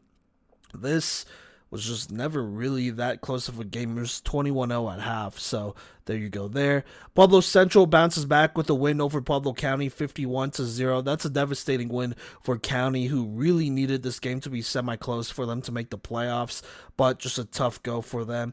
Maury Brown got them going pretty early on here with 2 rushing touchdowns, I believe. Let me just make sure. 2 rushing touchdowns in the first quarter. It was 30-0 by the end there. Maury Brown would get another one, so he'd have 3 by half, but this game would just pretty much be over there. Palmer would play Pueblo Centennial, getting back some key players from injury. I believe Dyson Sharpton played for them in this game, if I'm not mistaken there. And Palmer went up pretty big here, and they won big in this one, which is good for them, who has struggled all season. But they win here 25-0, second win of the season, their first one since week 2 against Sierra. Greeley Central then plays Niwot, and they beat them 34-27. These matchups between Central and Niwot has always been pretty close, especially the last 3 years. And usually they play closer to the beginning of the season, but this time it was definitely on the back end. And Central wins this one, which is kind of a big deal for them as far as program building, but that would put them at 500, as they are now 4-4 on the season. This is probably one of their best seasons. Let me check real quick, but I believe this, is currently one of their best seasons so far. Last year they went 4-6 here, so they matched their win total from last year. They play Timnath and Windsor next, though. Moving on here, Wheat Ridge bounces back finally with a big win over Skyview, 38-7 here. That's a win they sorely needed, but we'll see if it'll be too late or not. Then Discovery Canyon, they play Lewis Palmer, and this was a close one. They would beat them 49-28, a lot closer than I feel like it looks like on paper. At halftime, though, it was 38-21, so not completely out of reach there here. Not 38-21, 35-21. So not completely out of reach there. I would say a punt return for Discovery Canyon in that minute or less than a minute left in the second quarter kind of opened this one up for them and let them get away from them. So a tough go for Lewis Palmer, who was looking for a win here, but a good win for Discovery Canyon as they continue to roll. Then we have a classic here, Lutheran, Holy Family. This was a good game, and it was an absolute banger as Lutheran wins another close game here. Against a solid, they're a playoff team, though, so it's nothing crazy, but they beat them 42-35 in this one. Well, no stats for Holy Family as of right now, but we have stats from Lutheran. Eli Abramson, 14-21, 173 yards, 1 touchdown, 1 pick. Sawyer Wald, 38 carries, 355 yards, and 5 touchdowns as he exploded in this game against Holy Family. Jack Waslowski at receiver, 6 receptions, 116 yards, and a touchdown. The only other player with over 20 receiving yards, which is kind of crazy there. But Sawyer Wald with a Playmaker of the Week type of performance. He's definitely a candidate with a huge game to put Lehigh over Holy Family. Holy Family, I mean, when you hand a guy the ball 38 times and he's averaging 9 yards a carry, you got to keep feeding him, right? But 355 rushing yards and 5 touchdowns is absolutely insane as Lutheran beats Holy Family. Moving on, though, we have Pueblo South versus Harrison. Harrison really needed to win this game, but unfortunately they fall short. South winning 42-6 on this one. Caden Herrera, not the best game, I guess, statistically. 7 of 12 for 142 yards. Did throw 3 touchdowns, but also threw 2 picks there. Chase Hurley, 136 rushing yards and a rushing touchdown. Jake Pisciata, their leading receiver, 3 for 68 and a touchdown in this game. Their lead tackler for them was Francisco Pacheco with 15 tackles and 4 tackles for loss. And then this defense also had 3 picks from Hurley, Pisciata, and Francisco Pacheco, the lineman, getting a pick there, which is kind of insane there. For Harrison, the struggles continue, though. Philip Pogue, 76 rushing yards and a touchdown. Josiah Evans, 67 rushing yards. And then their quarterback, the junior Hamin Imana, with 47 rushing yards. Unfortunately, in a loss that might put them out of the playoff race, we'll see. Speaking of playoffs, Eagle Valley may be looking to make the playoffs for the first time since 2015. Yes, that would be almost 10 years, a drought that they would break there. But we'll see what happens. We'll talk about that more later here in another segment. But in this game, Caden Lake here, a 6 of 12, 119 yards, and a passing touchdown, which is interesting there. Also had 96 rushing yards and a rushing touchdown. And then he had 1 reception for 7 yards. Playing a little bit of quarterback. Coulter Blakey got in there, 6 of 9, 80 yards. Did throw 2 picks, though, so I assume maybe he was benched there. Dylan Zoller, 3 for 64 and a touchdown. Herrera, 3 for 54 yards in this game. For Rifle, the struggles continue. Their lone bright spot was Isaac Valencia, 19 carries for 91 yards, but just not a lot going there for them. Windsor wins a close one against Timnath, 14-6 here. It's interesting. It doesn't look like Kyle Phelps played in this game, so that's definitely, I don't know about a situation that we got to monitor or anything like that, but that's definitely interesting considering where they're at as far as playoff teams go. But he's not listed right here in the stat box, so I don't know. We'll see what happens. He played last week here, or I guess last week against Northridge. So we'll see if that ends up being anything important moving forward. But yeah, Windsor wins a close one, 14-6 over Timnath here. They barely even passed the ball. They ran the ball mostly. Trip Thomas, 17 carries, 127 yards, 2 touchdowns. You have the junior Cisason, I want to say. I'm definitely butchering that. But 62 rushing yards. Teagan Cole also had 62 rushing yards in this game. What matters is that they still beat Timnath. So there you go. A loss there would have definitely dropped them. Then Conifer, they beat Summit 40-18 here. Benson White, 17 of 30, 252 yards, 4 touchdowns, having a great game. Also had a rushing touchdown. Then you have Carson Wolonsky, the senior, 144 rushing yards and a rushing touchdown there. Mason Murphy, and then the junior for Conifer, that's Mason Harrington, each had 2 receiving touchdowns as they take care of business. Coronado then plays Sierra, and they take care of business 45-8 here. Best game we've seen so far from the junior Thomas Buckmiller, 18 of 30 for 336 passing yards, 6 passing touchdowns in this game. Jason Baudin or Baudois, I want to say. I don't know if I'm saying that right. But he had 92 rushing yards, the junior. That is Thomas Sanchez, 50 rushing yards and a rushing touchdown for them.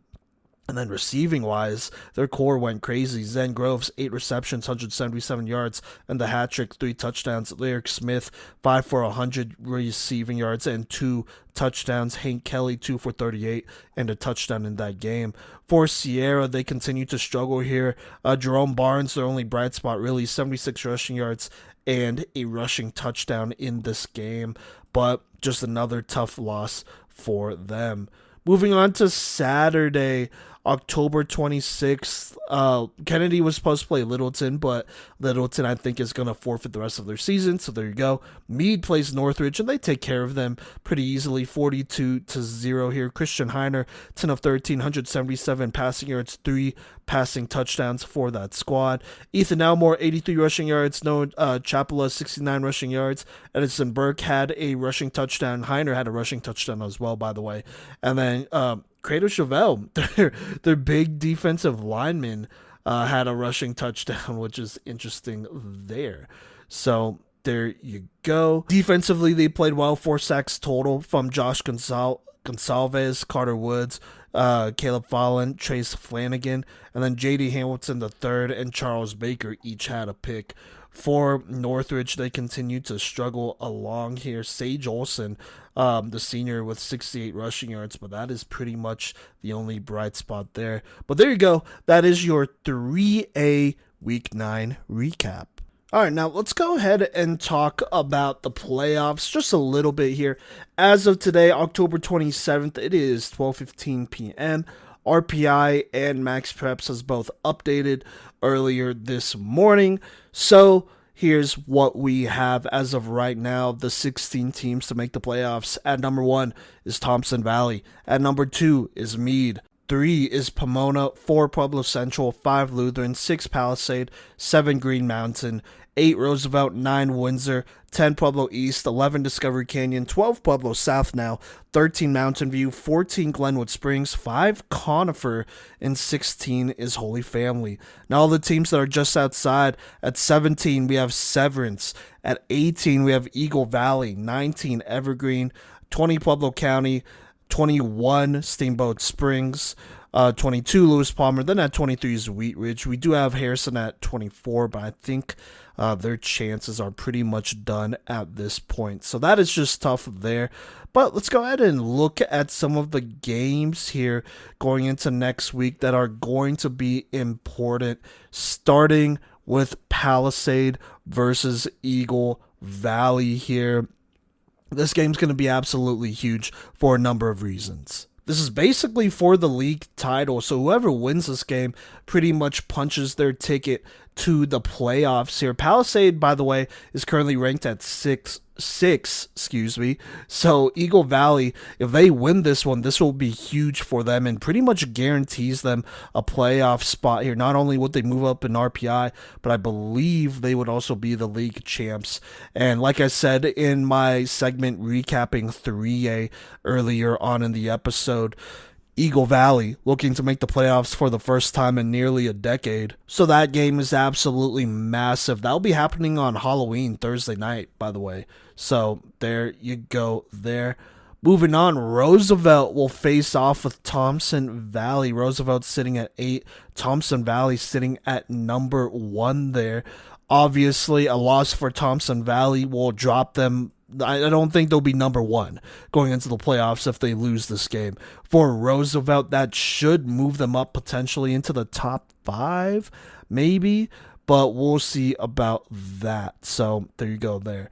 Then we have Mountain View, who's currently at 13 as of right now, playing number 17, Severance. Severance is running out of games to win to make the playoffs. I said this on last week's episode. They got to either beat Roosevelt or Mountain View, plus a win with Fort Morgan. They got to win 2 of their last 3. They're now down to their last 2 games. If Severance wants to make the playoffs, they have to win this game, plain and simple. For Mountain View, they currently sit at 5-3. I don't think they'll drop out of the playoffs with how close Severance is to making it, and with them playing Roosevelt the following week, who is also another playoff team.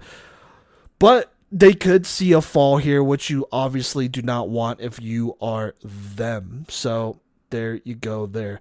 Other than that, no really other important games on Thursday as far as playoff implications go. Not really, unless there's just massive upsets there. But let's go to Friday here. And we have some big games, starting with Green Mountain and Conifer. Conifer's sitting at 15 here, so they're in the playoff conversation, just barely. And then Green Mountain at 7. If this game could be close, Conifer would definitely be punching their tickets to the playoffs here, I believe. I think Green Mountain, being a quality opponent here, would really help them make the playoffs. So we'll see. Now, if Green Mountain somehow loses this game, that'll be devastating. I don't see them being a top 6 or 8 team, really, if they lose this one. And that could be a tough matchup in the first round. So they got to take care of business here. So there you go there. Moving on here, we have Pueblo County. They're kind of hanging in there. They're at 20. They play Canyon City. They really cannot afford to lose here. They have to win this game, plain and simple. They got to win this game, and then hopefully they got to have a chance at beating Pueblo East. Like Severance, I said last week, they had to win 2 of their last 3. Either Central or East has to be won, and then they absolutely have to beat Canyon City. If they don't do that, I just don't know if they're going to have enough of a resume to make the playoffs. So we'll just see what happens there, as they are still scrapping and there's still a chance, but they got to win here and move on to next week after this week. So we'll see. Moving on, we have Windsor and Meade. This is going to be a big-time matchup. Meade currently sitting at number 2. Windsor currently sitting at number 9 here. This is going to be very interesting, for sure. This is going to affect who plays who in the first round of the playoffs and moving forward, who's on what side of the bracket. So this is absolutely massive for both teams, in my opinion. So there you go. Then we have Pueblo South. They're going to play Lewis Palmer, who's currently sitting at 22 here. South sitting at 12, so they're in a pretty comfortable spot. Lewis Palmer, I mean, I felt like that Discovery Canyon game could have been winnable there. If they didn't allow that punt return to end the half, that might have been a more winnable game. But unfortunately, they lose this one. So that really leaves this Pueblo South matchup for them being super key for them even having a chance to make the playoffs. If they don't beat South, they're just not going to make the playoffs, and I think their hopes are officially dead there. So there you go. Moving on to the next matchup here. I don't know if this will be super big here, but we have Evergreen. They are going to play Wheat Ridge here. And I think they really cannot afford a loss if they want to make the playoffs. So there's still a chance. Conifer is currently sitting in this conversation here for the playoffs. They're at 15, so they have to beat this team in Wheat Ridge for them to have a chance to move up and make the playoffs, because then next week they play Conifer. But if they lose this game before they play Conifer, I think their playoff hopes is probably over. So there you go there. Now moving on to Saturday, there's only one game on Saturday for 3A, and that's Steamboat Springs and Glenwood Springs here. Steamboat's sitting at 4-3, Glenwood is at 14, so they're kind of on the edge here. If Steamboat could win this game, I think that makes things very interesting, as Glenwood Springs could fall out. Now, I don't think Steamboat will just shoot up ahead of them or anything like that, but I think it would give them a possible chance at being the 16th seed, but it's a very slight chance in my opinion. I think it might be over for Steamboat there. So really, that would just have them playing spoiler to Glenwood Springs if they could beat them. So there you go. For Glenwood Springs, I mean, they play Steamboat this week. I don't think you could afford this loss here. I just don't. That put them at 5-4, and they're already at 14, so that could maybe drop them out. But then they do play Palisade next week, and so if they lose to Steamboat, I feel like that will put a lot of pressure on them to try to beat Palisade. And I don't know how possible that is right now. So we'll just have to see what happens there. But let's take it 1 week at a time and move forward. So there you go there for 3A. They're going to go one more week after this one, and then they'll start their playoffs. So this is the second to last week coming up here, but definitely a lot of key games. Obviously, you want a trainer who can make you stronger and faster with the work you put in, but what about a trainer who can help you rehab and recover like the pros? Look no further than Junkyard Training, that not only offers specific strength and speed training, but also offers a plethora of recovery and rehab techniques like cryo, cupping, recovery boots, and so much more. Learn more today by visiting junkyardtraining.net or call 303-521-7594. Once again, visit junkyardtraining.net or call 303-521-7594 and get started today. What is good, y'all? This is Gino with the Playmaker's Corner podcast, and it is time to recap Week 9 in the 4A classification for the 2024 boys tackle football season. We had some league championships happen this week. We had some shootouts, some blowouts, some close games. So let's not waste any more time and jump right into our first Thursday game, where we had Heritage outlast Highlands Ranch in a 67-54 win at home. No stats here for Heritage, but for Highlands Ranch, the senior QB Crew Gehrig went out and just balled out here. He went 32 for 53 for 384 yards, 5 touchdowns, and no interceptions. That's good for a 114 rating, so that's definitely a huge game there. But they weren't just good passing the ball, it was also rushing the ball, where we have Luke Bakken get 20 carries for 149 yards and a touchdown. Then you also had Crew Gehrig add another touchdown here on the ground, make that 6 touchdowns this week for him. For receivers, it was Jaden Puhia who absolutely dominated here. He had 11 receptions for 215 yards and 2 touchdowns. On defense here, Luke Bakken dominated with 17 tackles, including 14 solo, a tackle for loss, a sack, and a forced fumble. So this was a huge game on both sides here for Luke Bakken. Then also defensively, Vinny Taylor had a forced fumble and Logan Sparger had a sack. So that will take us to our next game here, where we have Skyline, who beat Adams City on the road 41-8.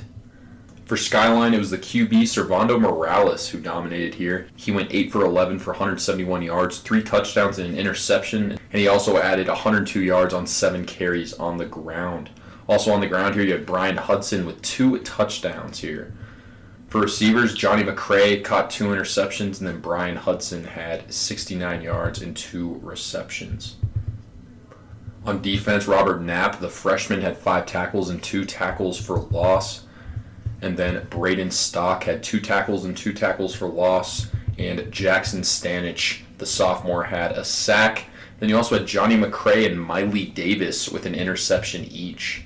Gateway got their second win of the year here over Thornton on the road 30-16. The sophomore QB Weston Rayburn went 10 for 16 for 103 yards and a touchdown. Rushing the ball here, we had Lyric Wynn, who led the way here with 80 yards and 2 touchdowns on only 8 carries. For receivers, the sophomore Jeremiah Stark had 5 receptions for 65 yards and a touchdown. Now defensively, it was Devin Vaden who led the team in tackles with 11. And then Davari Cooper and Zaire Shambe both had a sack each.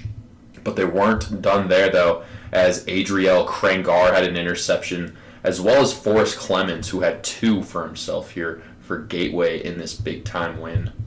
Next here, Palmer Ridge dominated Rampart 50-13 on the road. For Palmer Ridge, they rushed for a ridiculous 444 yards as a team.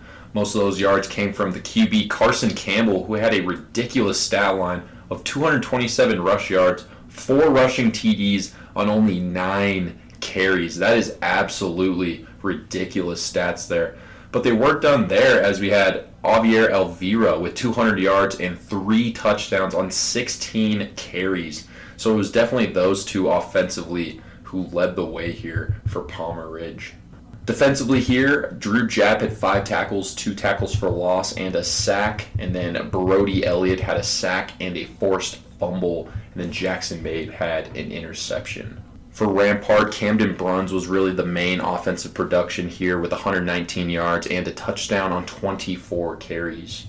Mesa Ridge got a big-time win over Doherty here. Bryce Reel had 354 yards and 4 touchdowns on 25 of 40 passing, so that was a huge game from him.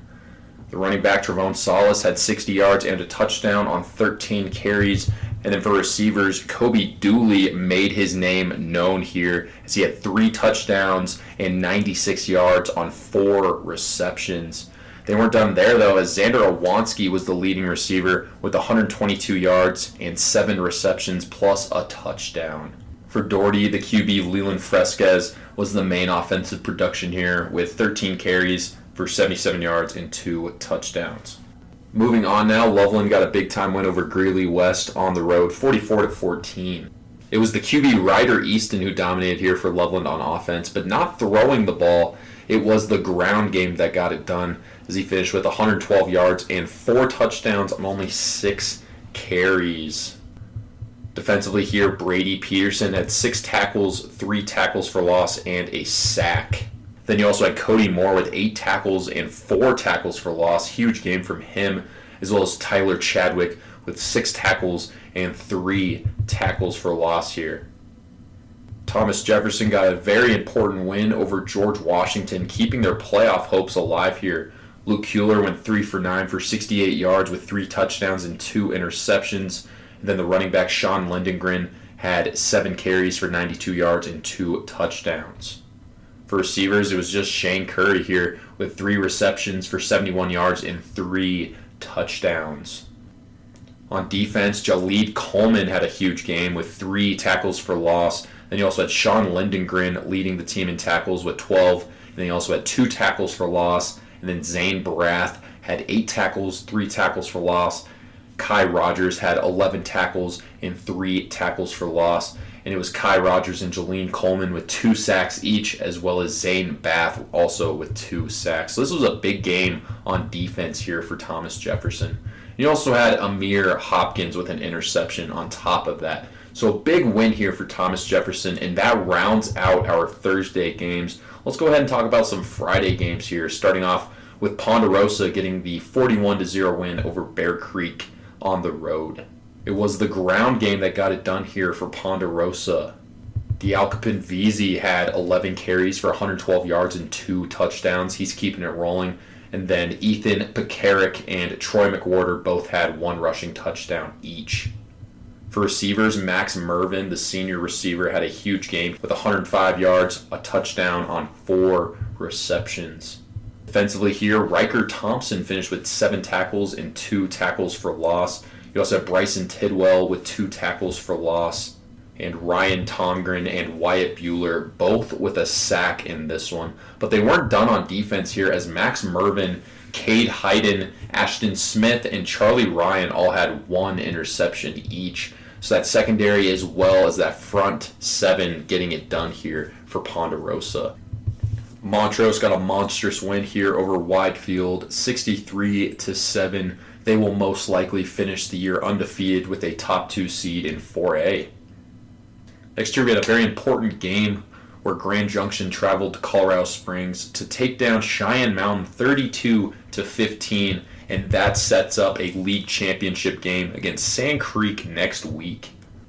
Will Applegate rushed for 2 touchdowns here. He had 84 yards on 10 carries and those 2 touchdowns. And then Matthias Martinez finished with nearly 200 yards. He had 192 yards and a touchdown on 30 carries. So they were just pounding the ball all over Cheyenne Mountain.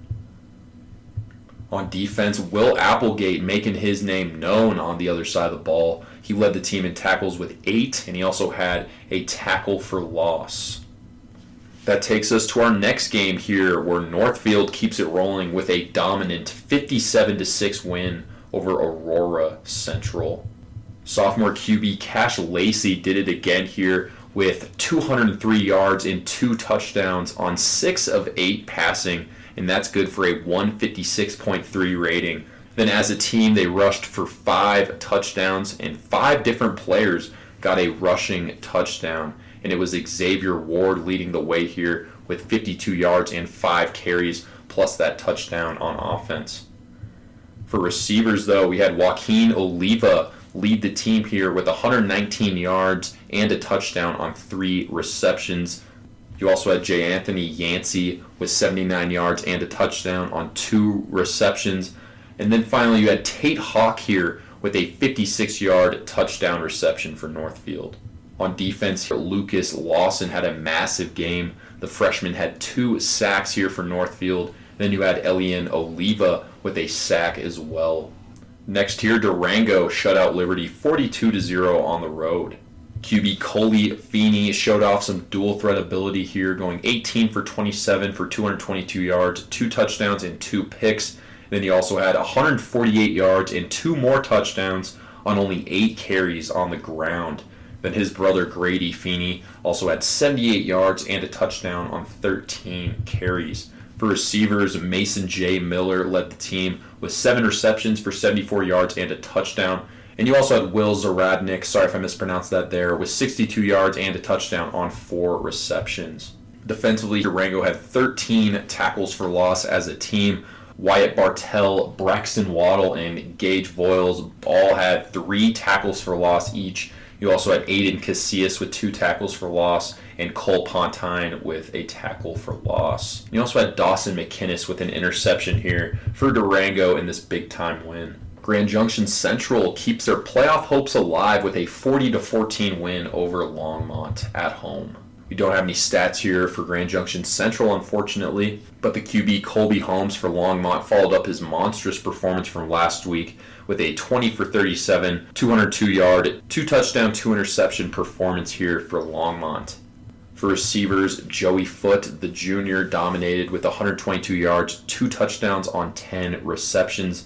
And then his freshman brother, Jacob Foote, had 7 receptions for 90 yards. Pueblo West is maintaining that 1 seed in 4A after they dominated Falcon 49-8 at home. We don't have any stats here, so we're going to go ahead and move on to this Pooter versus Silver Creek game.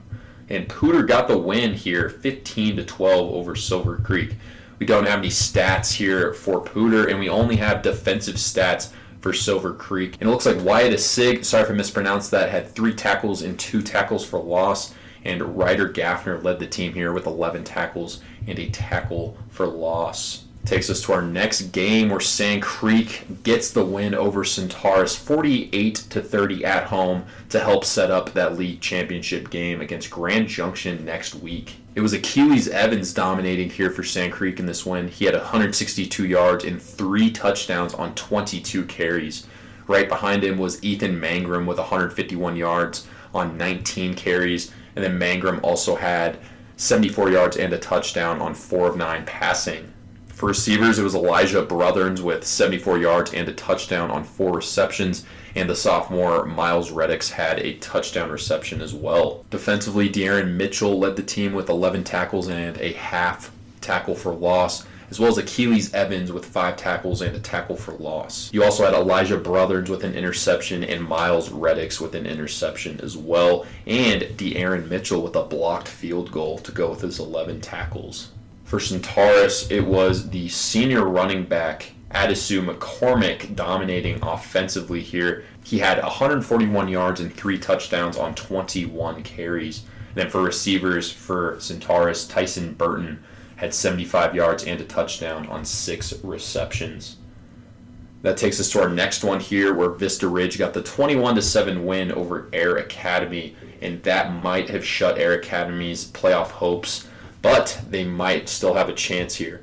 Looks like senior QB Zayden Stevens for Vista Ridge went 14 for 22 for 166 yards, and then he also had 64 yards on 11 carries on the ground. You also had Nashawn Hall with 67 yards on 12 carries and Gage McFarland with 80 yards on 10 carries.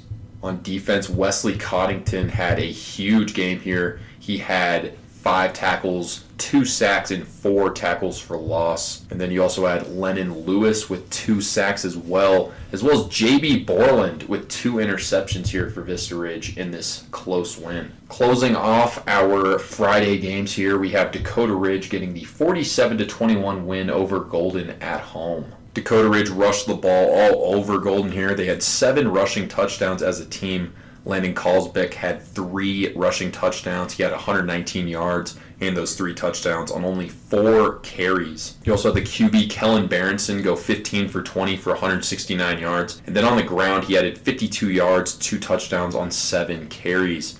You also had Sam Collis with 97 yards and a touchdown on 12 carries, and Jack Offerdahl with a 19-yard rushing touchdown. Defensively here, Landon Carlsbeck had 5 tackles and a tackle for loss. Brady Palladino had 6 tackles and a tackle for loss. Landon Gardner had a sack, and Nolan Hartman led the team with 11 tackles. And you also had Asa Davison with an interception here. And that will do it in our Friday games. Let's talk about our one and only Saturday game here, where Denver North got the 21-9 win over Montbello. Jack Wild had 28 yards and a touchdown on 5 carries, and Uriah Saiz had 24 yards and a touchdown on 6 carries. On defense, Quincy Donalde had 8 tackles and a sack. Augie Elvira had a sack, and Nain Areola had a sack as well. And then Chio Rodriguez got an interception for Denver North in this win. And that will do it here in the Week 9 recap in the 4A classification. This is Gino with the Playmaker's Corner podcast, and I will see you all in Week 10. Peace out. With that recap out of the way, let's go ahead and take some time now to look at some key games in Week 10 here in the Week 4 classification. Our only 2 real key games here on Thursday are between Air Academy and Rampart. Air Academy is hanging on by a thread for that final playoff spot, and then Rampart is hanging out right in between the 20 and 10 range. I'm sure they would like to win that game and try and get a pretty solid seed here. And as far as the Sand Creek and Grand Junction game goes, that is the I-25 League Championship. Only one of these teams will end up being in the playoffs with how the I-25 League rules go. Only the champion of that league gets to go to the playoffs. So this game is literally for a playoff spot. It is life or death in that one. So definitely keep your eye out for Sand Creek versus Grand Junction on Thursday. On Friday here, Highlands Ranch and Golden are going to be facing off. Both of these teams are really just trying to hang on to a playoff spot. I'm not 100% sure if either of these teams would be eliminated if they lost, but I know a win is absolutely crucial for both these squads. Next year, we have Pueblo West versus Montrose. This is a huge game because the winner of this one will get the 1 seed in 4A, and that is absolutely huge. This one will be at Montrose, so that is a long drive for Pueblo West, and we will definitely be keeping a close eye on that one as both of those squads sit at 9-0 right now. Vista Ridge versus Durango is another big one, with both of those squads trying to get a first round bye here, so the winner of this game will most likely get that bye. Speaking of byes, Heritage versus Ponderosa, these are 2 teams that are also trying to hang on to that bye in the first round, and the winner of this one will most likely get to do that. Northfield and Loveland are 2 teams holding on to some playoff spots. Northfield is playing George Washington. I definitely expect them to win that one. And then Loveland plays Pooter, and that is another game I expect them to win. Thomas Jefferson gets Montbello. They need a win there to stay in this playoff picture. I don't know if they'll be able to slide in here. It will be very, very close, but a win and a dominant win would help them a ton. Riverdale Ridge will be taking on Grand Junction Central at home. Grand Junction Central 100% needs a win for a playoff spot. It's really amazing that they're even in the playoff picture in the first place, but keeping this one close is absolutely vital. Silver Creek will be playing Monarch. They have to try and keep this one close if they even want a chance to stay in the playoff picture. It will be interesting to see what happens there. Doherty will be playing Widefield. Doherty should get the win there and most likely get a playoff spot. Widefield hasn't won yet, so like I said, that should be Doherty's game to lose.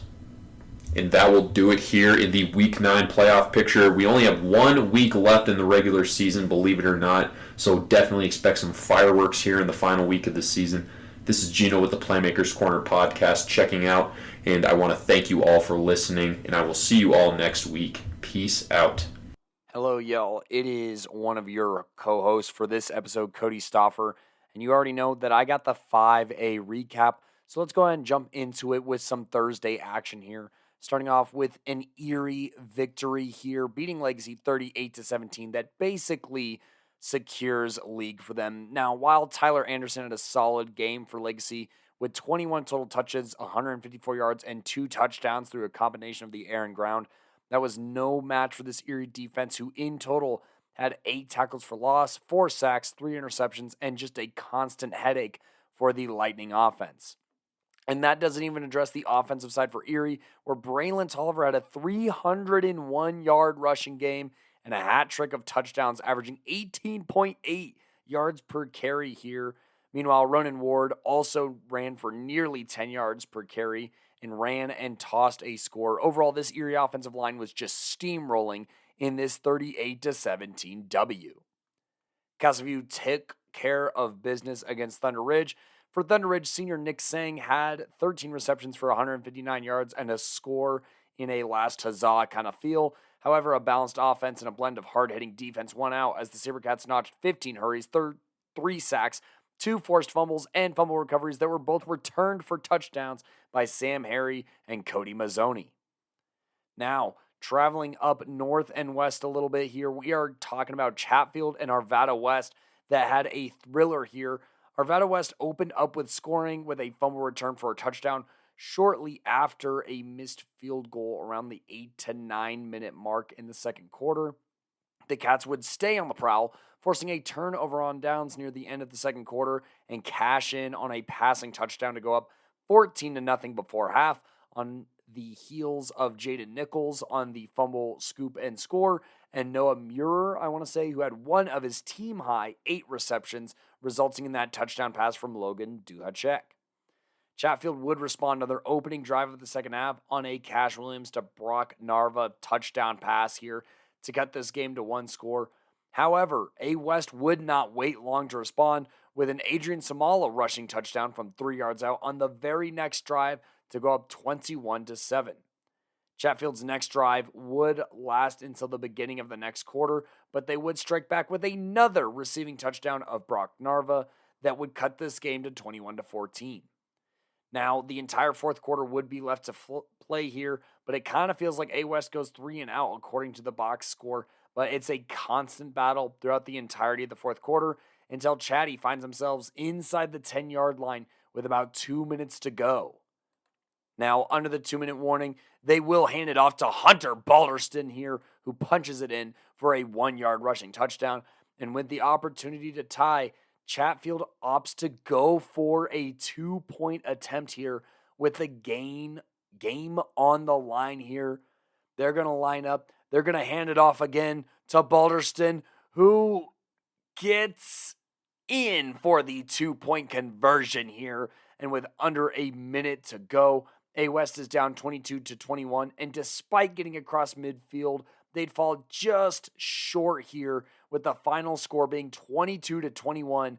Chatfield wins. This is a huge win for Chatfield, who is on a skid in league and finally snapped out of it in a monumental way. Meanwhile, Arvada West continues to struggle against fellow playoff teams, which definitely causes concern heading into the postseason. But Chatfield, huge win over their league rival Arvada West, 22-21. The rest of the Thursday action, not nearly as exciting. Colton Kama throws 4 touchdowns, and the Trojans have 221 rushing yards and a 48-6 win over Chaparral for Fountain Fort Carson. And Creek goes for over 400 yards in offense in their 55-3 win over Smoky Hill. Now, the excitement doesn't exactly turn up immediately to start Friday action, as the Westminster Wolves ran for 4 touchdowns in their 59-14 win over Lakewood. And then Rangeview would outlast Vista Peak Prep 30-26, rushing for almost 300 yards and 3 scores in some Friday action. Now, one of the biggest headlines here is going to be Austin Madrewski here becoming Colorado's all-time passing yards and completions leader in a 15 of 16, 297, 7 touchdown to 0 interception performance here, passing the ball, finding 5 different receivers in the 70-10 win over Rock Canyon. And as if throwing the touchdowns wasn't enough, he also caught a 20-yard touchdown from Jack Blaze. Lol, I believe is the response to that, as Mountain Vista has a ton of fun in this huge win from Friday. Mullen would sprint past Horizon in league action 40-14. Koa Dietrich, 3 passing touchdowns, and Dante Depew, 3 rushing touchdowns here. Valor would eclipse 60 against Fruita Monument at home, with Dawson Olk tossing 5 scores. Now, we got a big game here. Fossil Ridge and Fairview, probably for the league title here. And let's go ahead and jump right into it, as the Knights would charge first, scoring on a Jordan Retchell rushing touchdown in the first quarter. The lead wouldn't last, as Mosier would rush for a score here, but the Fossil Ridge PAT is missed, so the lead is retained here heading into the top of the second quarter. Retchell would double down with a rushing touchdown on the next drive, and with a successful 2-point conversion for Fairview, it was now a 2-score game, 15-6. The Cats would not be on their last life quite yet, as the next score would be a response on the classic Kubat to Mosier connection here, and a PAT would make the gap 13-15 heading into halftime. Fairview out the gate from half would try and extend that lead to 18, but their field goal attempt would be no good, and eventually these teams go back and forth, and then Fossil Ridge finally gets a big touchdown pass as Tyler Kubat finds Eli Swanson for a 40-yard touchdown reception and a lead with under 5 minutes to go in the third quarter. Their 2-point attempt would be no good, so it would make it a 19-15 ball game heading into the fourth. Now, Fairview, in their own regard, would string together a long drive in the fourth, ending in yet another Retchell rushing score here, and with a PAT, makes it a 3-point game with 6 minutes to go, 22-19. Fossil Ridge, they're going to go back to their bread and butter here as they drive down the field, and then Kubat finds his guy, their lethal combo, this peanut butter and jelly duo here. Kubat to Mosier passing touchdown here, and the lead here, 26-22 with 4 minutes left to go. But would 4 minutes be too much? Let's find out. Fairview, they drive and they get past midfield with about 2 minutes left in the ball game. And just a couple plays later, the Knights are in the red zone, knocking on the Cats' door with under a minute. Unlike the majority of the game, however, the Knights ran the ball 47 times that night, but they looked to sophomore quarterback Kai Ellison, who drops back and reads and finds Sabi Rutgers here for the game-winning score. Sorry if I'm butchering that name, but Fairview survives 29-26 and probably cements a league championship. Now, in this game, obviously, for the Fossil Ridge side, you get a classic Marcus Mosier stat line: 7 catches, 71 yards, 3 total touchdowns, catching 2 and running in 1. And Owen Wind actually led in yards for Fossil Ridge on just 5 receptions, collecting 144 yards. The man under center delivering these passes did throw for 332 yards and a hat trick of scores. However, the interceptions by Torrey Davis and Wyatt Keegan here for Fairview is going to be things that sting when you look back at how close this game was. Meanwhile, in a Playmaker of the Week candidacy performance, Jordan Retchell was everything and more, rushing 27 times for 126 yards and a hat trick in the win, while also moving the chains, receiving the ball, going for 54 yards on 3 catches. Moving into other action, Littleton West beats Denver South 49-20. Then, going to the Centennial League, Grandview gets a much-needed league win over Eagle Crest in dominating fashion. Blitz McCarty plays one of his best games of the year, 15 of 25 for 218 yards and 3 touchdowns to no interceptions. Meanwhile, a steady diet of blanks and Yamas here combines for 37 carries and 150-plus yards, controlling the pace of this game in this big view over the Raptors. Fort Collins takes care of what they need to in a 45-27 win over Brighton. Now, while Brighton has a bright spot in Spencer Bukta, who had an eye-popping 185-yard rushing performance, the triple threat of Cranford, McKeon, and Hermson was too much, as Hermson and McKeon combined for over 350 yards from scrimmage and 5 touchdowns, with all of Cranford's touchdowns going to Levi in this dub. Legend smacks Douglas County 48-0. Arapahoe wins senior night at home over Cherokee Trail 24-7, with Mitchell Price playing a clean 13 of 22, 147-yard, 2 touchdown to no pick game, And Tracy Frazier continues to impress for 161 yards. And shout out to Sam Johnson's pick 6 for Rappo in this league win.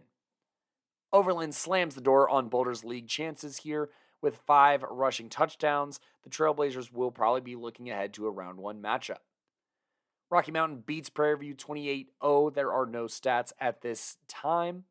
Ralston Valley jumps out to a 24 lead and coasts to a 44-18 dub over Denver East. North Glen outguns Mountain Range 41-30, no stats. And Pine Creek ends the 5A weekend on Saturday with a huge 28-14 win against Regis Jesuit. There are no stats for Pine Creek at this time, but that will do it for the 5A recap. And coming up, I got a 5A playoff picture for you. All right, folks, here we are talking playoffs for Colorado high school football. And I'm kind of going to just go through the standings right now first as far as leagues go, and then kind of jump into the RPI rankings that are updated, at least as far as Sunday goes, and then kind of talk what that means for the playoff picture. So, starting in the 5A Southern, right now, Legend, Pine Creek, and Regis are the top 3 teams in that league, with Legend basically securing the league. They are 8-1. They beat Pine Creek, who is number 2. They are undefeated in league. And even if Regis Jesuit beats them this Friday, I don't know if that would be enough to claim an entire league title here. So that's kind of where that is currently at there. Now, moving to the 5A South Metro, right now, Mountain Vista is currently in the lead at 9-0 and 4-0 in league, and Valor is behind them. However, that matchup already happened, so Mountain Vista has probably won this league already. Meanwhile, Castleview is just behind at 7-2. Now, moving to the 5A Metro North, this is probably the league that only sends one team, if we're being completely honest. And the interesting thing about that is that Overland actually sits atop this league at 4-0. Despite having a 5-4 overall record, they are still at the head of this league after beating Westminster, and they just beat Boulder this past weekend. That basically snuffs out their chances, as those are the top 3 teams in the league. Westminster here, sitting at 7-2, is definitely hoping that Overland slips up in this last week, and maybe, just maybe, they sneak in here. But Overland is probably the 5A Metro North winner. Now, in the 5A Metro League, you have a ton of playoff teams here. Honestly, probably all of them except for one. You got Ralston Valley sitting at the top here, 4-0 in league play on an overall 8-1 record. You have Littleton West here sitting at the second spot at 8-1 as well, going 3-1 in league. Arvada West is 6-3 on the season, but 2-2 in league, sitting here at 3. Chatfield is also 6-2 on the season, but 2 of those losses are to league opponents, going 1-2. And Denver East is just trying to hold on here at 5-4, going 1-3 in league. We'll see. We'll take a look at the schedule and see just how much this could shake up. Now, in the 5A Front Range South here, which is a very interesting name since these all seem still kind of up there, Erie is certainly going to be the league winner here at 7-2 on the season and 4-0 in league. Mullen is second in the league. However, they are 3-6 with a 3-1 record in league. So all of their wins are in league, no out-of-league wins. Now in the 5A Front Range North League here, Fairview just beat Fossil Ridge by 3 points this past week to go to 8-0 here. They are 3-0 in league and are going to more than likely win this league. Meanwhile, Fossil Ridge is second in this league at 5-4, and Brighton and Fort Collins are just behind at 3-5 and 5-4 respectively. That'll be interesting to see how that shakes out heading into the postseason. Now, the Centennial League in 5A, Creek is at the top at 8-1, with their only loss being to an out-of-state opponent in Utah. Arapahoe here, 6-3, got to be feeling good, 3-1 in league. Grandview here and Eagle Crest shortly behind at 5-4, and Cherokee Trail at 3-7. Not in a chance to win league, but still strength of schedule-wise might sneak in there. That is all of the leagues here. So now let's go ahead and take a look at the RPI. Let's start at 24 and work our way up to 1 here. This is with Chassa and Max Preps accounted for. You got Rock Canyon at 24, Fountain Fort Carson 23, Douglas County 22, Fort Collins 21, Mullen 20, Cherokee Trail 19, Eagle Crest 18, Grandview 17, Denver East 16, Fossil Ridge 15, Castleview 14, Arvada West 13, 12 Arapahoe, Regis Jesuit 11, Pine Creek 10, Chatfield 9, Erie 8, Fairview 7, Legend 6, Rousen Valley 5, Mount Vista 4, Valor Christian 3, Columbine 2, and Cherry Creek 1. So what that means is that Rock Canyon, despite being at 24, would be displaced by Overland if this season ended today, since they are league winners. Overland and Westminster are both right there at 5-4 and 7-2 respectively. So if Fountain Fort Carson or Rock Canyon or Douglas County slip up this week, that could be the end of that. And just as a reminder, the top 8 teams get a bye. So that'd be Creek, Littleton West, Valor Christian, Mountain Vista, Rousen Valley, Legend, Fairview, and Erie here, with Chatfield, Pine Creek, Regis, and Arapahoe kind of knocking on that door. Maybe even Arvada West and Castle Ridge or Castleview maybe, but probably not here. Looking ahead to the action this weekend, Ralston Valley plays Arvada West at the NAAC. If Arvada West wins this, they could sneak into having a bye here, and it would definitely hurt Ralston Valley's chances here. Ralston Valley should be favored in this, but this is a rivalry game that has produced some serious classics over the past few years.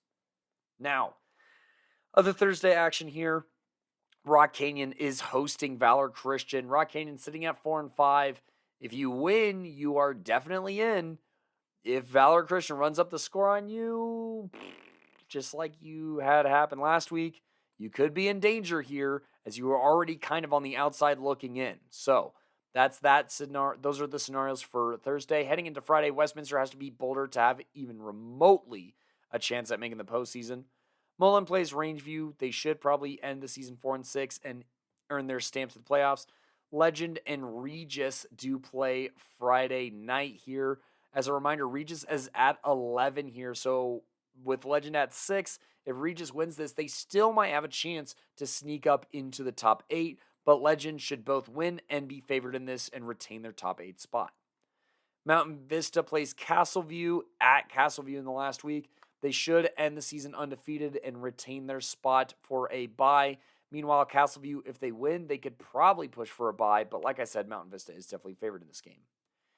Fairview should retain their spot here. I would hope that beating the Lobos of Rocky Mountain doesn't lower their RPI enough to drop out of the top 8, but who knows. Meanwhile, Chatfield will be playing against Columbine here. Columbine at the number 2 spot, Chatfield at the 9. If they win, they'll definitely get a bye, and Columbine probably would retain their bye as well, honestly. But right now, Chatfield on the outside looking in against a very tough league opponent that they have not gotten the better of quite yet. Fountain Fort Carson plays Pine Creek. If they win, they're definitely in. If they lose, they might be in a precarious spot. They would still end the season 5-5. I would like to think their strength of schedule would still get them in, but that's kind of what that scenario is looking like. Fossil Ridge is Brighton. I think they're a lock. Fort Collins is Prairie View. Probably lock that in.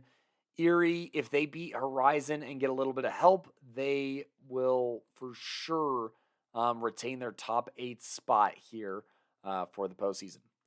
Arapahoe plays Eagle Crest. They should probably win this game and ensure that they have a home playoff game. Overland has North Glen. They win. They are in. No ifs, ands, or buts there.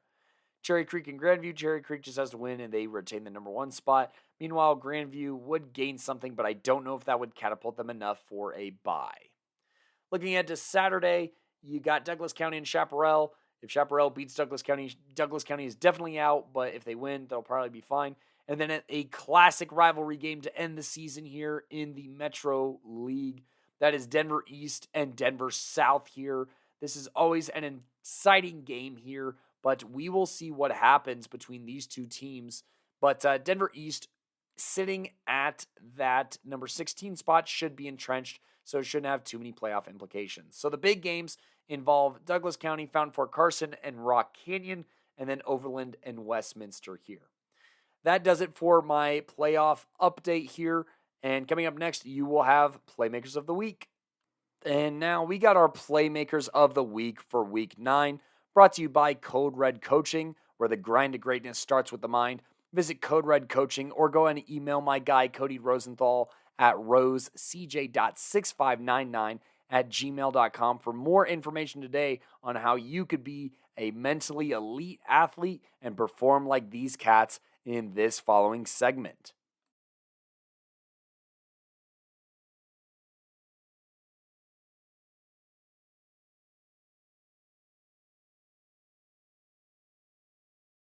Coach V's Playmaker of the Week was not really a competition this week, as the senior running back from Lutheran, Sawyer Wald here, went, I don't even know if insane or ballistic is a good enough way to describe this performance here, as he ran for 355 yards and 5 rushing touchdowns in just a one-score win over Holy Family. It was 42-35, meaning that Sawyer was in on all of those touchdowns except for one against a tough, kind of like growing rivalry opponent here in Holy Family. And yeah, no, this edition of this 3A Holy War went crazy here. And Sawyer kind of left it where there was really no other option for the Playmaker of the Week. So, that's going to do it for Coach V's Playmaker of the Week.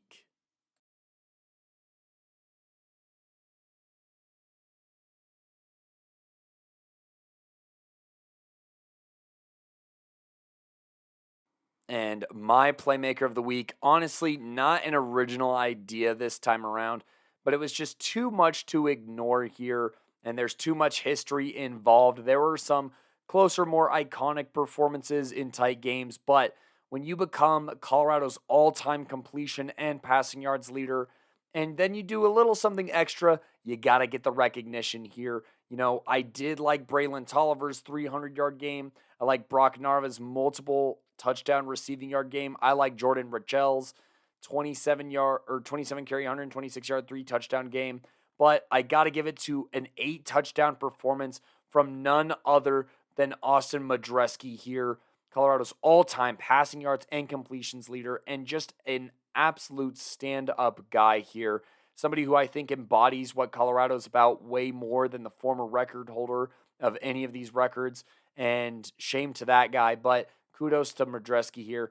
15 of 16, 297 yards, and 7 passing touchdowns to 5 different receivers. No interceptions. And then, just as the cherry on top, the one that made me turn my head and make this selection final was a Madreski receiving touchdown for the Golden Eagles here. That is 8 total touchdowns in one night, which is heavy lifting for any fellow. So, go ahead and double back, listen to the rest of the fellas' Playmakers of the Week. And just as a reminder, these Playmakers of the Week are brought to you by Code Red Coaching. Shout out my guy, Cody Rosenthal. Go ahead and get in contact with him at rosecj.6599@gmail.com.